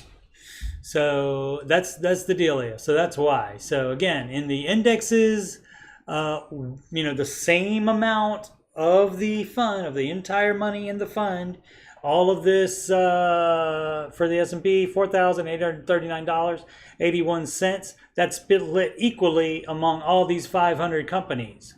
But you know what? The manager comes along in a managed fund and he says, oh, you know what? I bet we could put some more money in Apple and put less in the 500 ranked company.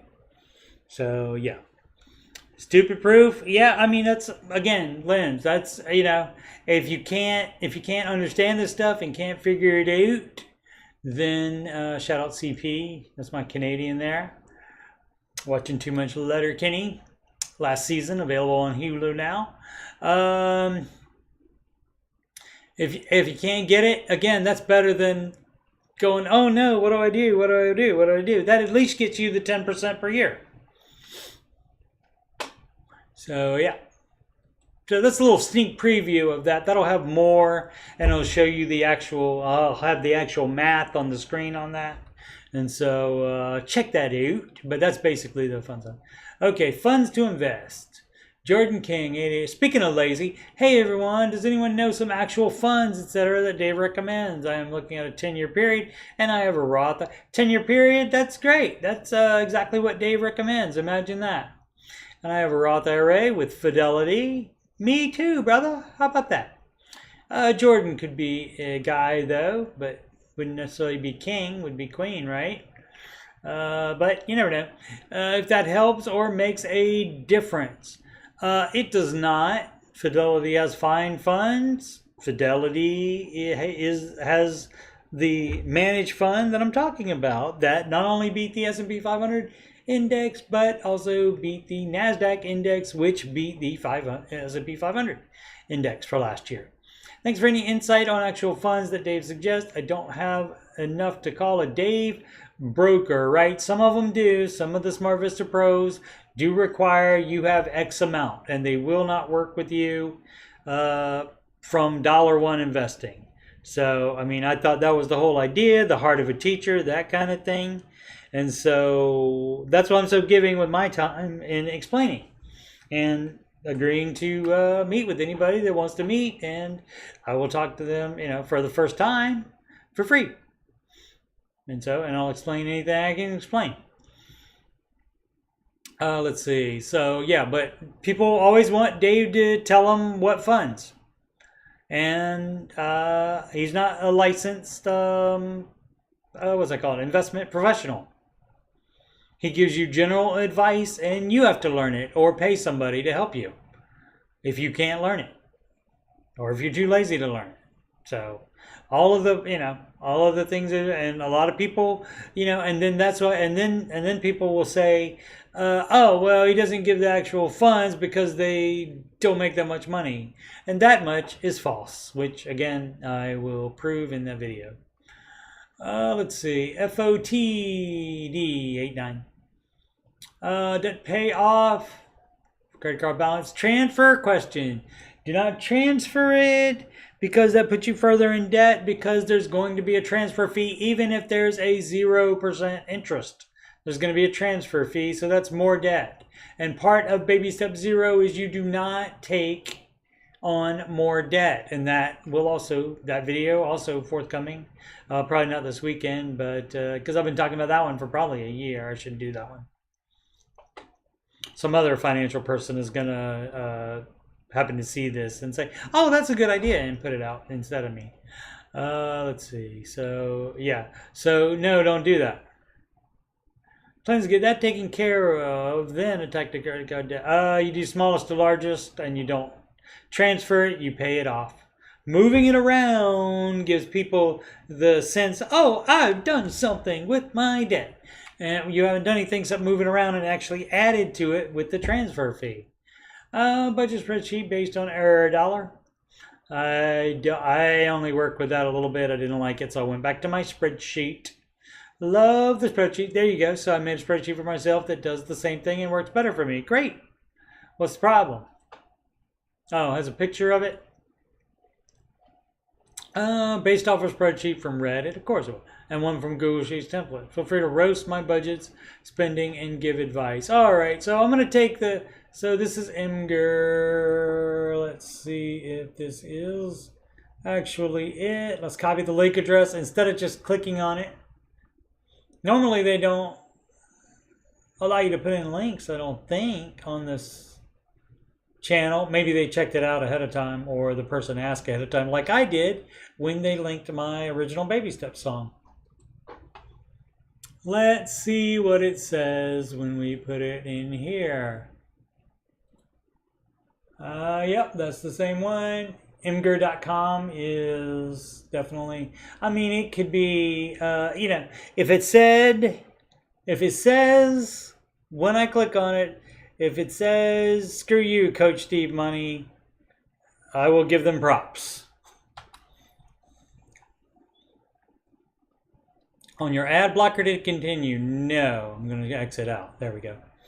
Yeah, so it's just a budget. So they didn't do that. So, yeah. Yeah, so yeah, the S&P 500 index fund lens is going to make more than your target date fund. I don't know why they are so heavily recommended. It could be that the people managing the investment get more of a kickback from them if they do other certain funds. It might also be the easiest thing for them to do as well. So we don't know why they would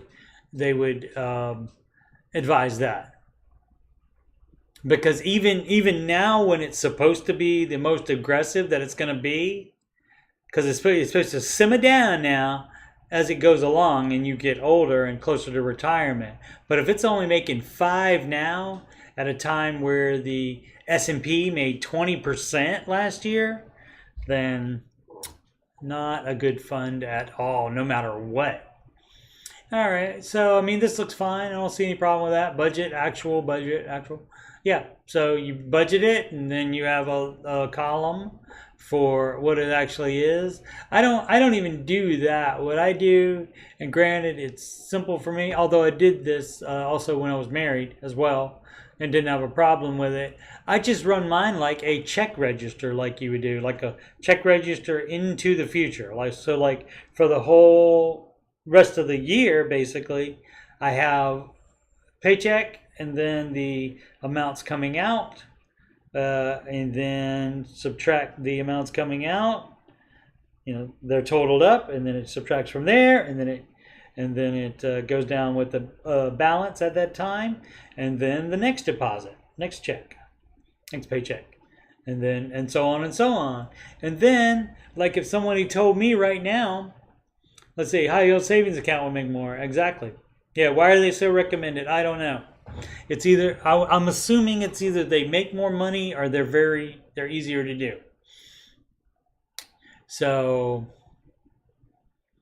but like I was saying, so if like somebody told me right now, well, you're going to have to buy 5 avocados this week. So being single, you can just have a budget meeting with yourself. And if you don't get any arguments from yourself to yourself, then you just go into the spreadsheet and you add a line and you put that in as a line item. Problem solved there. And something you know about, like say, oh, I'm going to have to get tires. So you can do a sinking fund. You can also see if you'll have enough to just cash flow it by putting it into the time when you think you're going to need it. You just put it in there. And so that's how I do it, just like a check register. A lot of people don't know what that is, but that's basically, that's kind of like if you, like the reverse of your, if you ever look at your online banking for your checking account, you see how it has each thing, and as it goes along in time, you have you have today's date or yesterday's date up at the top, and then it shows all your recent transactions. So it's reverse for my budget for spreadsheet, because right now is up at the top, and then it has a line item for my next paycheck, in addition to all the expenses that come out. But it's basically the same thing as that, except, as I said, upside down. Yeah, your high yield savings account would make more. Yeah, so I would get out of that, and I mean, if they won't help you get something that makes more, I mean, if you can talk to somebody that is actually in charge of it. Just an HR person might not do anything for you because they might not understand what's going on either. If you can talk to somebody about it, you can tell them that your good pal, Coach Steve Money, told you and showed you on the screen that the S&P 500, which I didn't yet, but I will now. I don't think I did I? Oh yeah, I think I did at the beginning of the show. S&P 500, 1 year. The S&P 500 index made 20.40% last year. Why am I making 3 or 4? So you could do that. Other than that, you can just stop contributing to that, open a Roth IRA, and do that yourself.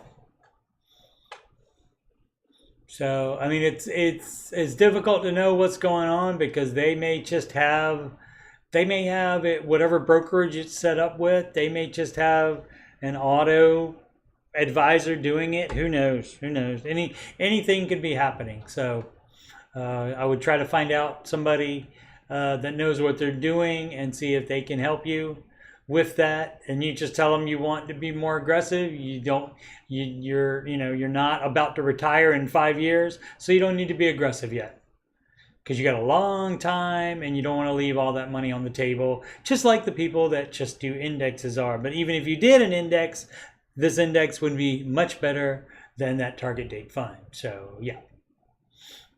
All right, and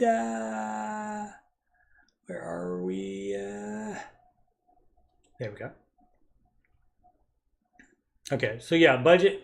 I mean, the budget, every dollar is fine as far as I can tell. If you like it, but it doesn't do exactly what I wanted to do, so that's why I went to my own spreadsheet. So there you go. I mean, you do it whatever way. If you do it on pen and paper, if you can do it all in your head and keep track of it all, do it that way. Whatever way that keeps you from not breaking the budget. If you stick to the budget, whatever way helps you to stick to the budget. And if that's paying for every dollar with the bank access, the premium version of every dollar, if that's paying for it and that helps you stick to the budget, then that's worth every single cent. Is my loan provider screwing me? So firstly, every month, I wonder what, secondly, there is a secondly, how about that? I have to pay a $5 transaction fee to make my monthly payment.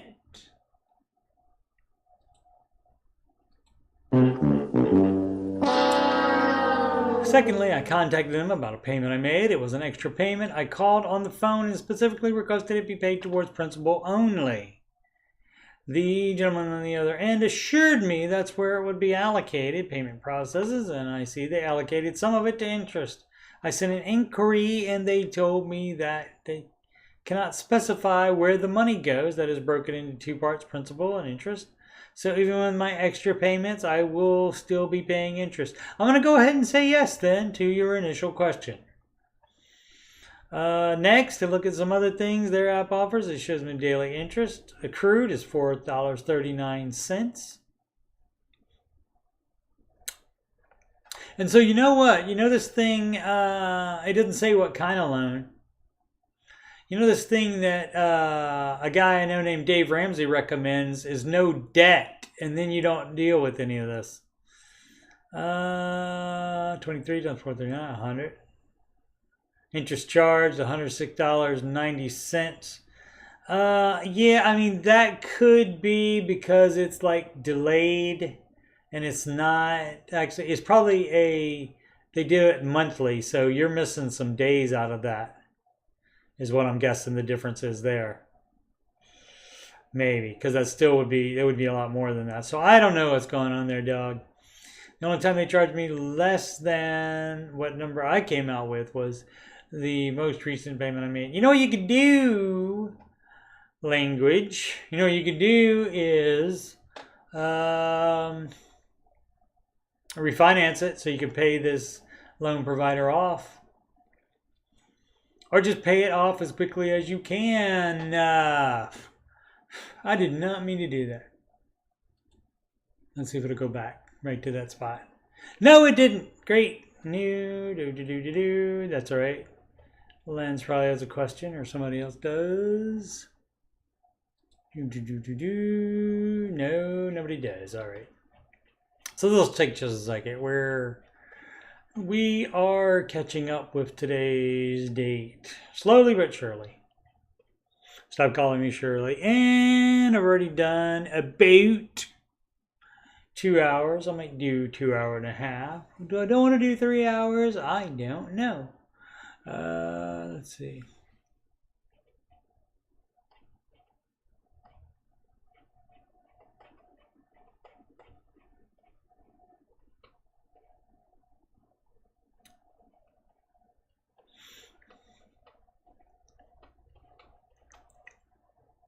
So a lot of people, oh, there's the Rolex one. Yeah, I hadn't been, I didn't know I would lose my place, so I haven't been, we did Rolex. I don't remember this one, but I probably didn't sort by new, which it still should have been in mostly that order, but I'll go ahead and do this one. Let's see, worked hard. Some kind of, how can some kind of flying thing be in here when it's, so cold outside because it's warmer in here. Due to surprise and work contract are 6-7 years in our current city. We'll come 10 to 15 years with it. $560K mortgage remaining. We're gonna sell our house and move to new contract city. Okay, so this is like the military. So if you know you have a good possibility of moving in a few years, you do not buy a house. You rent. Appreciate your service in the military. Rent until you settle down. Now, if you're a general, you might have more of an idea that, oh, I'll be at the same spot much longer. Then that might be different. But you know, otherwise, or if you're on contract work that constantly move, why did you buy a house? Especially one with that much mortgage. $500,000 mortgage. Adjustable rate mortgage to my friend. What's your name there? Beneficial Fox 5. Had you heard the name Dave Ramsey before you bought that house? Everything you're doing here is wrong. $250 of liquidity, cash on hand. That's great. Not advised while you still have a mortgage, but in your situation right now, having to move, that's great. So you got money to move with. Rent at your next spot so this doesn't happen to you again. Been a focus the last few years to have a fallback due to my well-paid but volatile job. Yeah, well, you know what you could do? You could have less issues with it if you move from one rental to the next rental, meaning you're paying the rent, not owning. We have $2 million in 401k. Max loan is $50K. you do not take a loan out on the 401k. If that's what you're talking about, if you have other loans, then you need to pay that debt off first. You need to cash out that 220k in Bitcoin, which you want to hold. I wonder why you almost all profit, is it, would trigger a tax event. Well, that's the way it goes. But let's check out again how our pals in Bitcoin have done very recently here.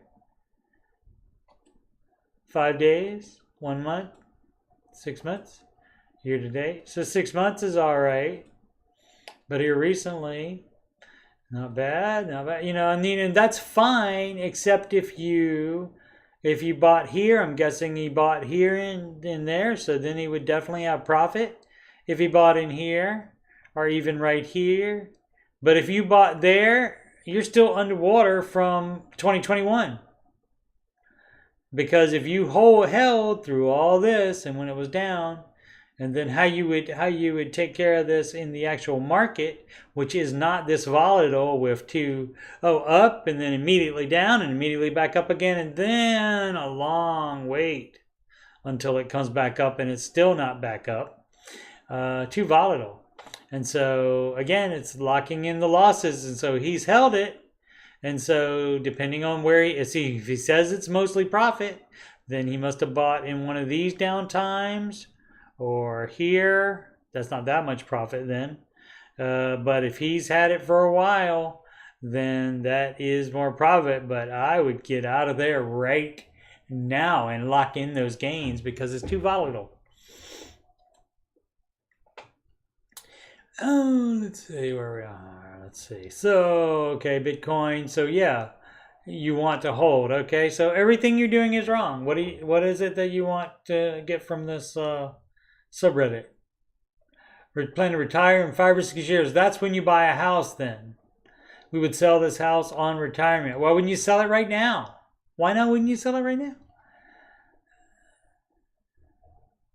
Eat the increase on the new variable mortgage. Keep savings in place. Pay off the old mortgage using 250k liquidity, 50k 401k loan, and maybe 260 from 401k. You do not borrow. You're going to borrow $260 from your retirement savings, which also will create a tax event, my friend. Pay down mortgage and refinance a new 7-year ARM using all or partial savings cash. You pay off the house right now, or you don't do it at all. But like if you have other debt, you need to pay off that first. So everything you love the idea of being debt free mentally, but I don't want to do it. Is what that means. So you don't have to do it. Do what you want to do. Why involve us? Why involve Reddit? Why involve the internet? Slurpy Babe. How to pay off student loans. Okay, here's how you do it. You don't spend money on any freaking thing else. That's why. Because you have $100,000 in private student loans and $30,000 federal student loans. You don't spend money on anything else. Let's see, have about 800 in bills. Where's the other? I still need another degree. You do not need another degree. No, you don't. 50k, but hoping to wait another year or two before going to get that. Okay, so again, baby step 0, part of it is where you decide you're not taking on any more loans. That means even if you have to delay paying off the loans, then you want to cash flow the rest of school so that you don't take on any more debt. Not taking on any more debt is the first step. It's step 0. It's even before the first step. Let's see. Still need another degree for what? Why isn't the 1 or the 2, however many you have, if that's not doing anything, why did you do it like that? You're doing it wrong. Bad decision. What do I need to do? I have no one in my life who is smart with money, saving, paying off debt. That's no problem. I didn't either. So I had to be that person. So any advice will help. Added info. I went to state school for a psych degree. And you can't do anything with that? I mean, what about the $4,200 a month? Be happy with that for a while, and then cash flow the other degree, which you think is going to magically make things better, which a lot of times it doesn't. A lot of times people take extra schooling thinking, oh, I'll automatically get a job, better job, and sometimes that doesn't happen. 20K a year, yeah, plus interest private, yeah, have racked up, yeah. I will still need a master's degree to do any sort of real work and make decent money. Okay, well, you know, again, do what you want to do. What's your thing? What you want to do? I can't tell you who to sock it to. 1_tired dad. Yeah, I just gave up on that one. That was just. I want to do what's the best thing financially, but also I want to do all these things that aren't the best thing financially. So you can't do anything about that. Pick a side of the fence. Pick a side of the fence to be on, and then go.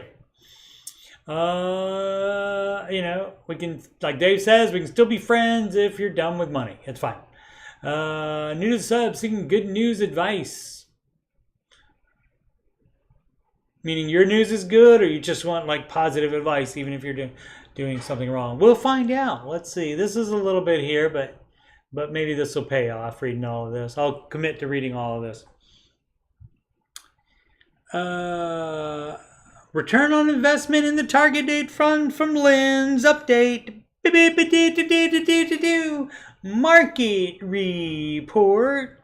Special edition on Ramsey Coach. I do that every Ramsey show after show where I talk about the day's activity in the stock market, but there's a truncated market report, and we have a return on investment on Lindsay's target date fund is 1.1%. And for that, then I think you know what's coming. Switch. Whoops, messed up. Why is it? There we go. All right. It was like double clicking it. All righty. Let's see if this will make us feel better about that 1.1%. And hey, Linz, fix that. Change that. Like I said, I mean, you don't even have to sell it if you don't want to put up with that kind of thing. Depends on how much you have in it. If you don't have that much in it yet, if you just started investing, maybe just leave it and deal with it later. But maybe just invest in good stuff instead. And if your 401k can't do it, that's when you would definitely first go to Roth IRA. Even over match, because if there's a match in that crap, is that helping you? No. Just started listening to Dave Ramsey thanks to my dad. Excellent. He's bought into the No Debt Dave mantra. I'm hoping my kids have bought into it as well. I think my son has. He's tighter than I am as far as spending money. He and my mom are also retired, house and cars paid off. All kids out of the house and married. I'm married, full-time, work, single income, and 3 kids, 6, 5, and 3. Details, 110K base salary, 109K stock options, beep, beep, beep, doo. Available right now. Oh, okay. Sell that. David is not a fan of single stocks. So sell those. And put that in, as Dave would say, good growth stock mutual funds. 90K annual every October. 85K in checking for monthly expenses. Okay, include car payments. That might be a little high. You know what? If you're listening to Dave Ramsey, you might want to follow his advice. I don't know. Let's see. The 15% of paycheck put towards retirement with company match. Okay, great. All kids are. Now, yeah, that's 15% of your money, and then you get the company match on top of that. Gravy on the biscuit. All 3 kids have $529 plan for college. Okay, so Addressed steps 4 and 5. What about paying off that mortgage? $300K owned on the house. $20,000 mortgage payment. 2.3% interest rate. $50K owed on truck. Beep, beep, beep, you shouldn't be investing if you have other debt. So, just started listening. Just started listening now. Okay, I'll give him a break then. I thought your dad introduced you to him a long time ago. Sorry about that. My bad. Welcome aboard. You're doing it wrong. 300K owned on the house. Okay. 50K owned on truck. Sell it. Again, maybe. 50K owned on the car. That's 100,000 on cars. Leasing 3 years, 700 a month. Sell both of them. No credit card debt. Use for groceries, work travel, which is expensed. Don't do a card at all, even for expenses, even for work expenses. No child care yet for the 3-year-old. Okay, it's coming. My questions are, should I pay off both cars right now? Yes. What is it? Oh, and the stuff you have. Yeah. Yes, you should. I don't know if you've heard. I know you just started listening, but if you listen into 2 seconds of the Dave Ramsey show is what it's called now. It used to be just his name. It's been Ramsey show for about 2 years. So, I flash back sometimes. Like it's Vietnam. Should I pay off both cars right now? Yes. So if you've listened to him for more than 2 seconds, you realize he's the no debt guy. And so why wouldn't that be to pay off the cars right now? If no, the answer is yes. So, some people love debt leverage. And if you want to do that and still listen to Dave Ramsey, he appreciates it, I'm sure. Ratings are good. For all the time, and you're not going to get all people that love it. At the height of his popularity, more people hated Howard Stern than liked him. So, but guess what? They all listened. So, and that's all that advertisers care about. And so that's money. So, you end up, something you hate, you end up supporting something you hate. If no, do I just leave the 100K alone? Yeah, if no is not the option, because yes, do that. No, you don't have debt leverage on your vehicles to pay more towards the house. You're doing it wrong. Let's see what the financial advisor says. Financial professional, ladies and gentlemen, says we're in a good spot. Boop, boop, boop, boop. Didn't feel like pushing the button again. Not to pay the truck off due to low interest. It's not a math problem. It's a behavior problem. Not a math problem. Don't be in a rush to pay off the house. Little contradictory to Dave Ramsey. I would say that's a little contradictory to Dave Ramsey. I would say that's as far as away from Dave Ramsey as you can go. Update. Wow, thank you all for your feedback. I'm dumb. I've been doing it wrong. I must have not listened for 2 seconds to realize this. I think first things first, pay off the lease. Yes. So took the lease to get the $7,500 off without it. Yeah. Okay. So you don't buy a $50,000 item to get $7,500 off of it. You don't do that. That's like people saying, "Oh, I'm keeping the mortgage." For the interest deduction. You know how small that is? It's a percentage, a low percentage of the interest that you're paying on your mortgage.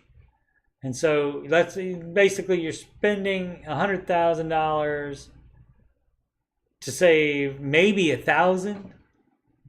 At absolute best. So it's not even going to be that.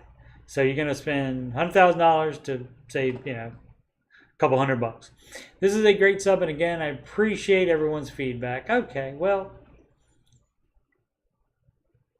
yeah. So you know what? Maybe look at the baby steps.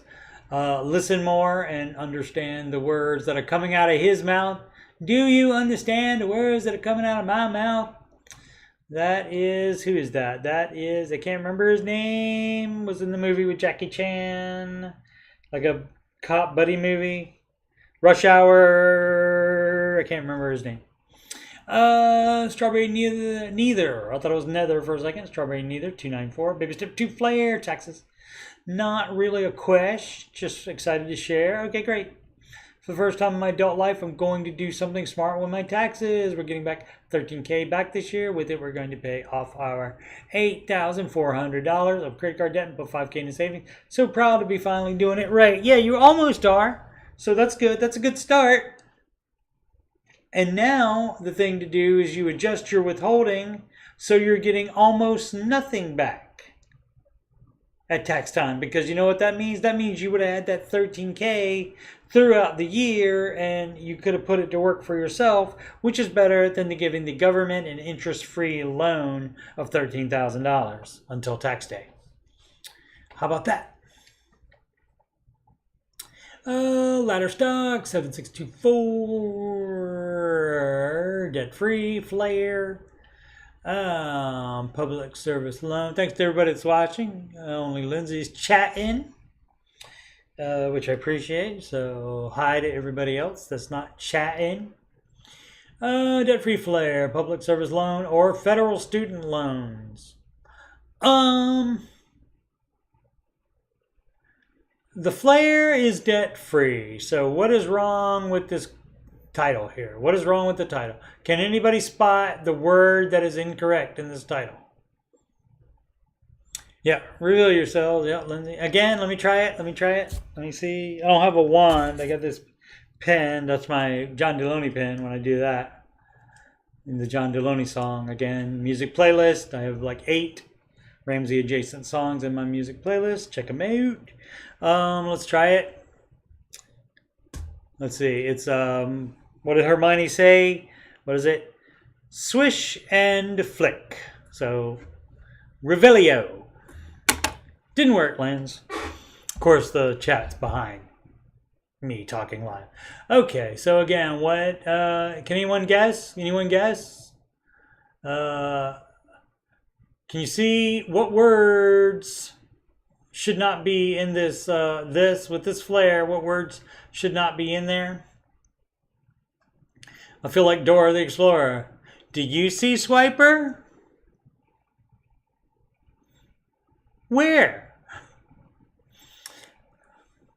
So if you didn't know, the answer is loan and loans specifically. So I'm deciding between a master's in ABA therapy to become a behavioral health therapist. BCBA. Starting salary for that is $80,000. If you finish it, guess what? People do masters all the time and don't finish it. Nobody considers that when they're signing up for freaking loans. $100,000 in less than 5 years. Yeah, if everything works out right. Sometimes everything doesn't work out right. No employers help with the loan in this field. Again, debt-free is not having a loan. I love to work with autistic kids, but this isn't a lucrative field. Nope, you have to do it for other reasons. The other option was getting... So don't work with autistic kids and then have to get an ABA therapy to do that. The other option was getting a master's in social work. And you know what? Some of those people make $30,000 a year, even after getting a master's in social work. So 100 grand at a private college or more to make $30K a year doing social work. I mean, it's great that you want to help people. That's fabulous, but it has to be worth it. So I'm helping people, I'd like to think. This didn't cost me anything except the cost to do the financial coach master training.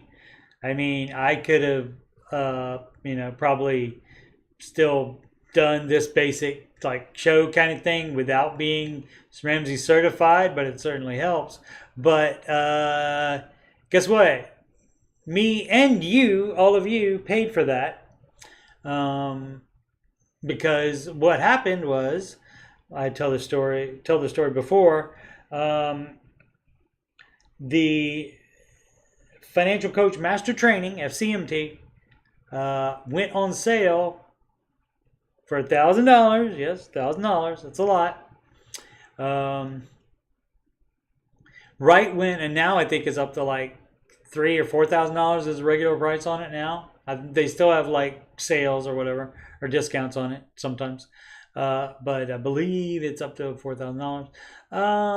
And so that was on sale right at the time where I got my Biden bucks. And so during a little thing we call the Pandy, let's refer back to that, S&P 500, 5 years. This is the Pandy.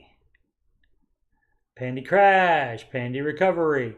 And so we had a little thing called the Trump bucks at first, and that was stimulus money to help jumpstart the economy after it crashed because they shut it down for no reason. And so, anyway, so they just decided, okay, well, we're in all this debt. We have so much national debt, but what we're going to do, and this, of course, was Trump. So this is Republicans doing this. This is Trump. And so he said, well, we're going to take more of the government money and go further into debt. We're going to debt leverage, and we're going to put more debt, and we're going to send everybody $1,000 or whatever. And so that happened. And then once Biden became POTUS, President of the United States, then, he can't be outdone by that. And so he says, well, I'm going to give you, I think that was a little bit more too. I'm going to give you a little bit more than Trump did. So here you go. Here's another one. And the FCMT, Financial Coach Master Training, was on sale right at the time that I got that Biden stimulus money, the Biden bucks. And so I thought, well, I was on step 4. So, not paying off debt. I already had full emergency fund. And so I thought, well, if I'm ever going to do it, I would do it right now that I have this money. And so that's what I put it to. And so, yeah, I did not go into debt for that. The country went a little bit more into debt for it. And all of you helped pay for it. Thank you. So there you go. That's how that worked. I did not go $100,000 in debt for it. And I'm still helping people. Licensing, clinical, social work, and counseling. Yeah, they're employers that help out the loans and opportunities to serve. Masters of social work, I can make $70,000 with up to $90,000. Student loan will be $20,000. See if you can get anybody to pay for that completely ahead of time for you agreeing to work for them. Or wait till you save up $20,000 or cash flow it. See, the idea with the debt-free is not taking out more in loans that you have to pay off so you can make more money to pay off other debt in addition to the student loan debt. That's not what the debt-free flair is all about. So one of these things is not like the other. One of these things just doesn't belong. And it's the loans here. Do you see where it says loans? Where?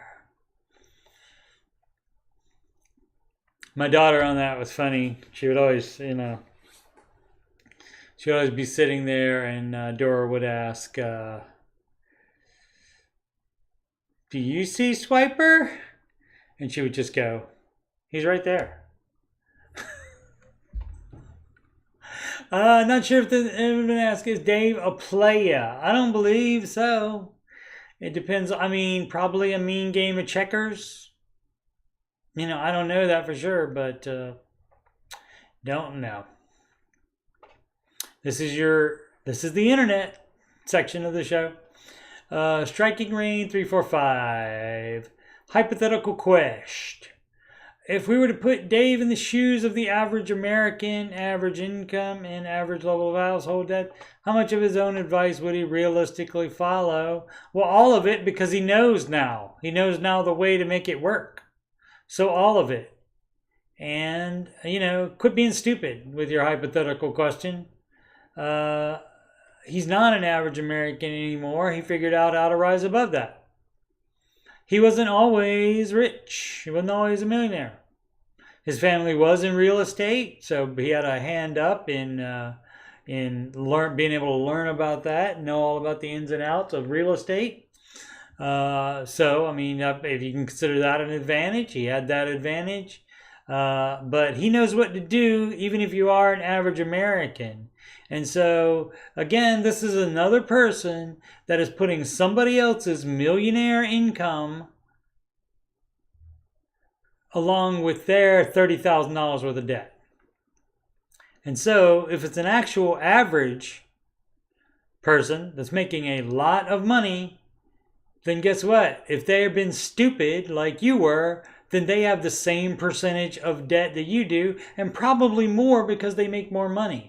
So it's all relative. It's all together. You cannot apply somebody else's $200,000 income to your, whatever percentage of debt of your income it is. You can't compare that to the amount of debt you have, because of course, if they only had $20,000 of debt and they made $200,000, it would be no problem. But guess what? Probably somebody that makes more money has way more debt and in the equal percentages. And so that's what people don't get. And so they always apply somebody else's income to their debt and their expenses. Somebody that makes more money has more expenses and more debt almost all of the time. Maybe step 6, why do people think it's smarter to keep their mortgage? Because they're not going on risk, because their calculator doesn't have risk on it. There's no risk button on the calculator. And because they say, well, this percent, I can put it in the market and make 10% S&P 500 index fund, and my mortgage is only 3 or 5%, so that's 5% difference. And a lot of time they just think about the 10% and they forget to subtract whatever the percent of their mortgage is. And of course, on top of that, you have to add in the interest as well, because you're keeping the mortgage longer instead of paying it off. So that's even more interest on top of that. The interest is compounding instead of growth that way. And so you're doing it wrong that way. And that, my friends, is called debt leverage. So, but they just are doing the math. Absolutely refuses to pay the car off because the interest rate is close to 0. Yeah, just trying to do the math. And if you were doing math, you wouldn't have been in debt in the first place, is what Mr. Ramsey always says. Where are we coming up on? 2.5 hours. Oh my goodness. I feel like we're doing a 3-hour show today. How about that? Does anybody like listening to me for 3 hours? I know I do. Likely watchdog. Investing. Yes, the answer is yes if you're on step 4. Is Ramsey SmartVestor Pro worth it, or should I try it on my own? I have a Vanguard Roth IRA and Vanguard IRA. What to invest in? Well, if you don't know that, then you need to teach yourself that. Plan on maxing out the Roth every year. Of course you do. I mean, and that's easy to do because that's not that high. That's this year it is $8,500 for oldies like me, and $7,500 for those 49 and under.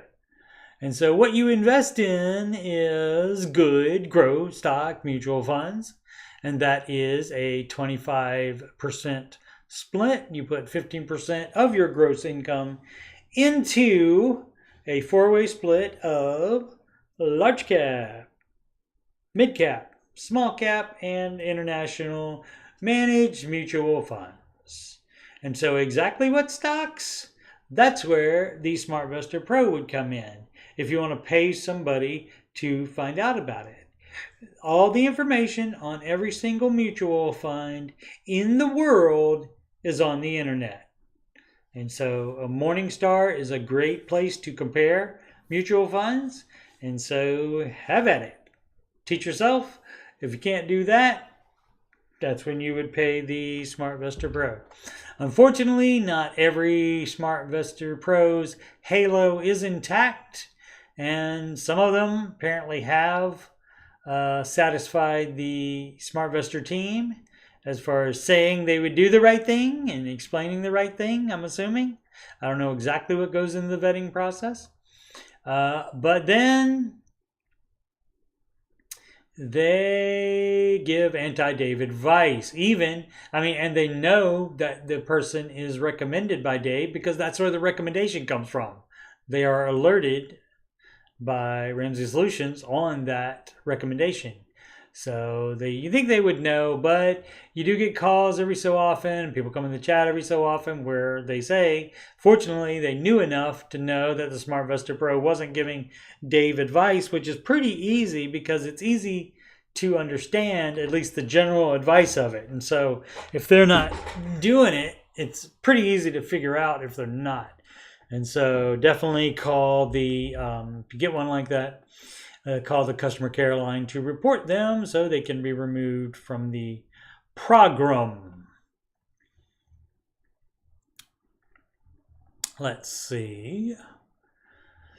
Intelligent Cry 6597. Can we retire early? Female 33. Husband is 40. Foudy. I would like to retire when my husband turns 55, 15 years. Why? He's going to retire. I want to retire too, even though I'm still young, still a baby. We have 163K invested into stocks. 15 years. If they're in stocks, you're making 10% average a year, dog, on that. With a financial advisor from selling our house. All right. We moved across states for my job. Okay. We own a new home with a 15-year mortgage. Home is 403K, worth about 450K. It's new construction. Okay. We have 60K. My company Roth 401K. Okay, great. 8% of 121K. And my company matches 4% and then 0.5% on the next 2%. I love it when they do that. At least the 4 is an exact 4% for 4%, and then they start doing the dumb stuff. I mean, half of each, I guess, why not just say 5 and be done with it? Goodness gracious me. I don't know why they do that. Just so it's something else somebody like me has to explain. I also have 7K worth of company stock. No single stocks, even if it's your company stock. Sorry. So that you do have to keep that for a certain amount of time, a lot of times before you can sell it. But Dave's selling it the second you can do that, and then you put it into good growth stock mutual funds instead, or put it onto whatever baby step you're on. In this case, if you're already doing 15%, you need to be doing 15%. So this match here doesn't add to your 8%. You need to put 15% in any matches. Gravy on the biscuit, which means extra. It was extra. My husband is 30K and his company raw there. Okay. You guys got some work to do before you can see if this is doable. The whole thing is I'm assuming the mortgage is $403,000. You need to get on paying that. Put the 15% each. If you want to retire, you got to have retirement money. So do 15% each. And hopefully no other debt. Hopefully already full emergency fund. I don't see where that says. Let's see. Maybe they'll say that in a second. Also contribute $1,000 a month automatically to a mutual fund with our financial advisor on top of that. Okay. So that may help getting up to the 15%. So you can do any kind of ways you want to. Just make sure it's making good money. It needs to be making at least 10% at minimum, or you're not even doing the minimum, because that's easily attainable with an S&P 500 index fund, which is the minimum amount it should ever make. Anything else should you do that's different than that should make more than 10% annually, average. We just started doing this month. Okay, mortgage, total expenses, $5,700. If you take away our mortgage, which should be paid off in 15 years, don't wait until then, and that way you can invest more, and that way you can, have better chance of retiring when you want to retire. Our expenses, OUR, not ARE. This could get cheaper with less eating out. Yes, it could. It could get cheaper with less doing anything and everything. Anything you spend money. You go like, do I want to eat out at this restaurant, or would I rather put that money on the house and get that thing paid off so we look better for retirement early? So it all depends on what's important to you. You are the one that gets to decide. Our concern is health insurance for both of us. If I retired at 48 and him 55, that is a long gap of paying for health insurance and not sure how to budget for that. You budget for it. Find out how much it's going to cost and start budgeting for it. Start planning it now. Are we anywhere near close to being able to retire early? No, not yet. You got to get that house paid off and up the percentages. You got to be at 15% at least, and then you pay the house off, and then you can even put more into retirement. And then if you're 5 years from retiring, then maybe you don't pick Lindsay's target date fund, because that's only 1.1%. But then you could put it in a high yield savings account instead of dealing with the market volatility. But in every 5-year period, the market is back with the new high, and this time it happened in 3 years. And during the Pandy crash, it happened 8 months later. Was up to a new high. Fun entertainment 4210. Oh, I forgot to check. Question from Lance. Love questions from the chat. When I do the math about the amount of money in my Roth 401k, and RI says it's 1.1%, right? But when I look on Google Finance, it says it should be 14.31. What the heck? Maybe you're mathing wrong then. I would feel better at 14.31% off. Your count says year to date is negative 0.65. Google Finance, it says it should be year to date 18.34. Okay, so the difference in that could be the amount it lost last year. So you'd have to count that. Whenever you started investing, you have all of that in your individual account life to date. Now, if you look at the just the 1 year, like if you were like, let's use the S&P 500 again as the example, 1 year return, right? 20.40. Okay, if you were in here and you bought higher here and it had a down year and went down, you would have to have that number being negative would affect this. That would bring that 20% down. So what you have had in the life of your account isn't controlled by the 1 year return of the S&P 500. So that, I'm thinking, would be why. So you must have had some negative in there. So if that's the only account you're in, just look at the long-term history of it and see what the overall return is, the average return, and then try to work it like that for the number of years that you have been doing it. And that may not match, especially if the time you've been doing it has been more down than up, instead of an average of up, both up and down. And so that can get a little tricky, but that'll give you like more of an idea of it. And you can also, if you can see a timeline of the entire history, perhaps you can see on the timeline when you started investing. And so you have to not count where it was then, but only count the growth since then. And that should be your overall growth. So yeah, you don't get any of this. You don't get the benefit of any of that. Let's go to 5 years.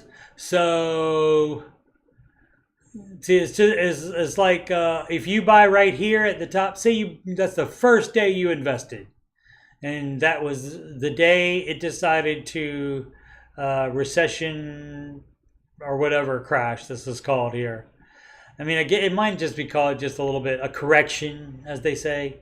a little bit of volatility or something like that. I don't know. I think they called it. I saw something one time, but I can't remember what it was. But like recession crash or whatever you want to say, bad mood crash. Anyway, so if you bought right there, you don't get the benefit of having bought it on sale all in here. All of this is on sale all the way back to the beginning of time when the S&P 500 was first established. You don't get any of that benefit. So you're only doing here. So guess what?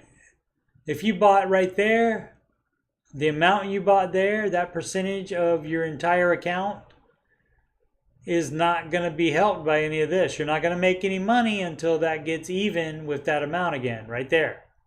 So you got all that time where the amount of money you spent there is not going to show a positive. But what you do is you don't, oh, it's going down. Oh no, I'm not gonna put any money into it because I don't want to lose that money. No, you buy when it goes down because that's on sale. And that's dollar cost averaging. That means you buy whether it's up or down. And so having bought here, you've made money on all of this. If you kept buying week after week from your check, keep buying. And by the time it gets up here, you're making profit on all of this, but only a little bit on this once it got to here. So hopefully I explained it to you. And we can talk much more about that in our private conversation if we ever have one, Lens. You and anybody else can schedule that free financial coaching consultation with Coach Steve Money at calendly.com/Coach Steve Money. So much to learn. Yeah, you are very welcome. You are very welcome. The reason I'm doing this is we know I like attention. We know that. And so, yes, but I also love helping people with this stuff because I believe so much in Dave's advice because it amazingly helped me. I'm in a much better place before Dave's advice than I was before Dave's advice. So I would love everybody to be there. And so, just helping one person is worth it. But fortunately, I've been able to help a bunch of people. Fun entertainer 4210 just paid off $22K in student loans after graduating in May. Excellent. Just wanted to share that since I'm pretty proud of it. Great. 24, baby. Still, and working as a software engineer. Started actually working in July. Excellent. First loan payment was due January 12th, but I paid them all off on January 11th. Excellent. He's in the 1% that did that instead of waiting for them to resume payments being due. I also signed up for this awesome program my company has where they'll match your student loan payments into your 401k if you aren't contributing regularly up to the match. So now I'll at least still be making some progress on retirement while working through baby step 3 for the next few months. Okay, so you shouldn't be investing before you have your full emergency fund, but if all you have to do is show your I paid off my student loan receipt to your boss and they will put that money into your 401k, yes, you take that. Hope I have 10K saved up for baby step 3. Okay, great. 10K saved for a car. And begin step 3B by the end of the year. All right, doing it right. So hopefully not contributing anything while he's trying to get this stuff taken care of, the baby step 3 and the baby step 3B. And then you go on to 4 after that only. Before you buy a house, have 6 months, at least, at minimum, in the emergency fund. Because stuff breaks in houses, yo.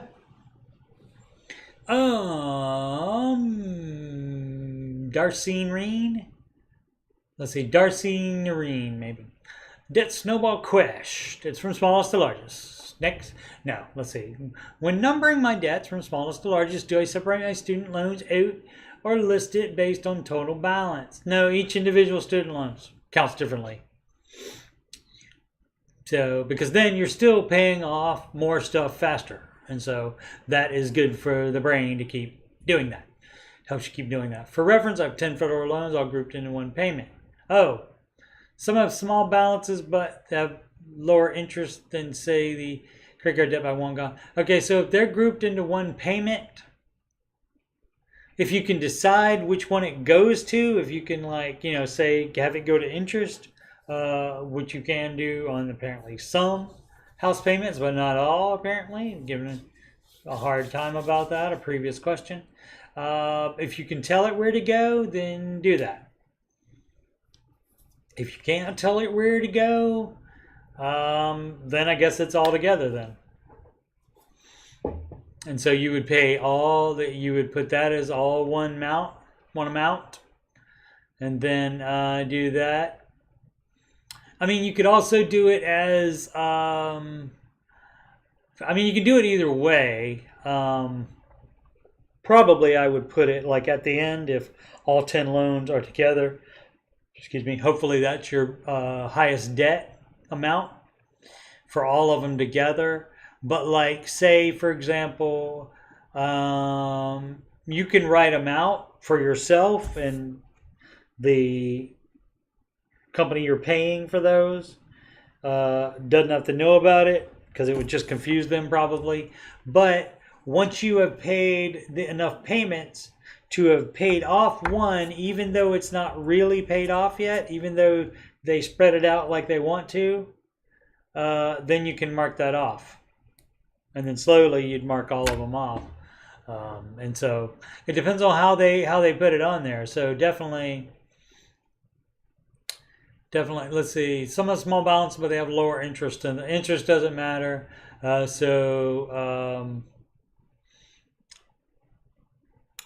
It would only matter. I mean, you can put it all at the end, and that way you can pay the credit card off first.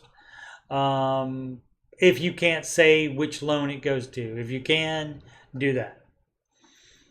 But otherwise, just go ahead and pay the credit card off first, and then start working on that student loan. Obviously, paying minimums on the student loan payment or payments. No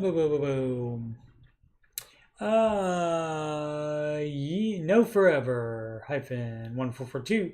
Deciding what to do with money in checking account, high yield savings account, and bank advice. Currently, banks in general, like for investing, not the best. Currently, I have most of my 24 man money, roughly 30K, sitting. I mean, money's laying there, really. Actually, it's probably just digital. So it's in a computer, being a 0 or a 1 or a combination thereof. In a Wells Fargo checking account. Would it be better to just leave Wells Fargo and open a checking and high yield savings account at Capital One? Need to easily withdraw. You have on any high yield savings account you open, you need to read the fine print to see if you can easily withdraw. Don't assume you can. And especially if it's your emergency fund, because emergencies do not wait for a 1 to 3 day transfer period. So you got to have immediate access to that, either check writing or debit card access to that money right now. Or stable checking it. You can do whatever you want. You know, bank's a bank. Pretty much. Some have weirder fees. Some have other like policies, slightly different, but basically a bank's a bank. And to get the best high yield savings, you might have to go with the account you open online to get the best. But again, you might want to do it with a company you heard of before. Like even if you don't have a SoFi in your town, you can still open a SoFi high yield savings account. You can go to bankrate.com and see the highest rates. I believe the last one I looked at was 5.5%, but that one you did not have check writing access to, and they didn't say anything about a debit card. So you need to definitely check all of that information before committing money to it, so that you know And if it's fine with you, fine. But again, if it's your emergency fund sitting in there, then you do have to have immediate access to that at all times. Pay off truck or buy something cheaper.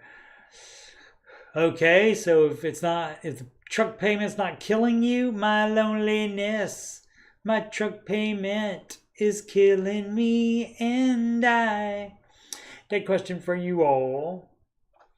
I have a 2022 Tacoma, 24K on it, 3.8. Rarely drive as I currently live in a metropolitan area, but I know I won't live here forever. But I wanted the truck anyway, for no good reason, apparently. I do need a car a couple times a month for appointments and maybe one longer 200-mile trip per month. My dilemma is whether or not I should pay it off and own it, knowing it will easily last 200K miles. You don't know that for sure. And that the cost of trucks is definitely not getting cheaper. That much is certain. Or I could sell it and get something for 10K or less and invest the rest of the money. Approximately 14K. If you have any other debt, you would get something for less and invest the rest of the money in paying that debt off. Oh, also, this is my only debt other than mortgage, so thought you would put the rest of the money to whatever baby step you're on. After that, then, so that would be step 3. If you don't have a full emergency fund, that would be investing. If you haven't started investing, that would be step 5. If you haven't started doing addressing kid college, if that applies, and then it's pay off the house.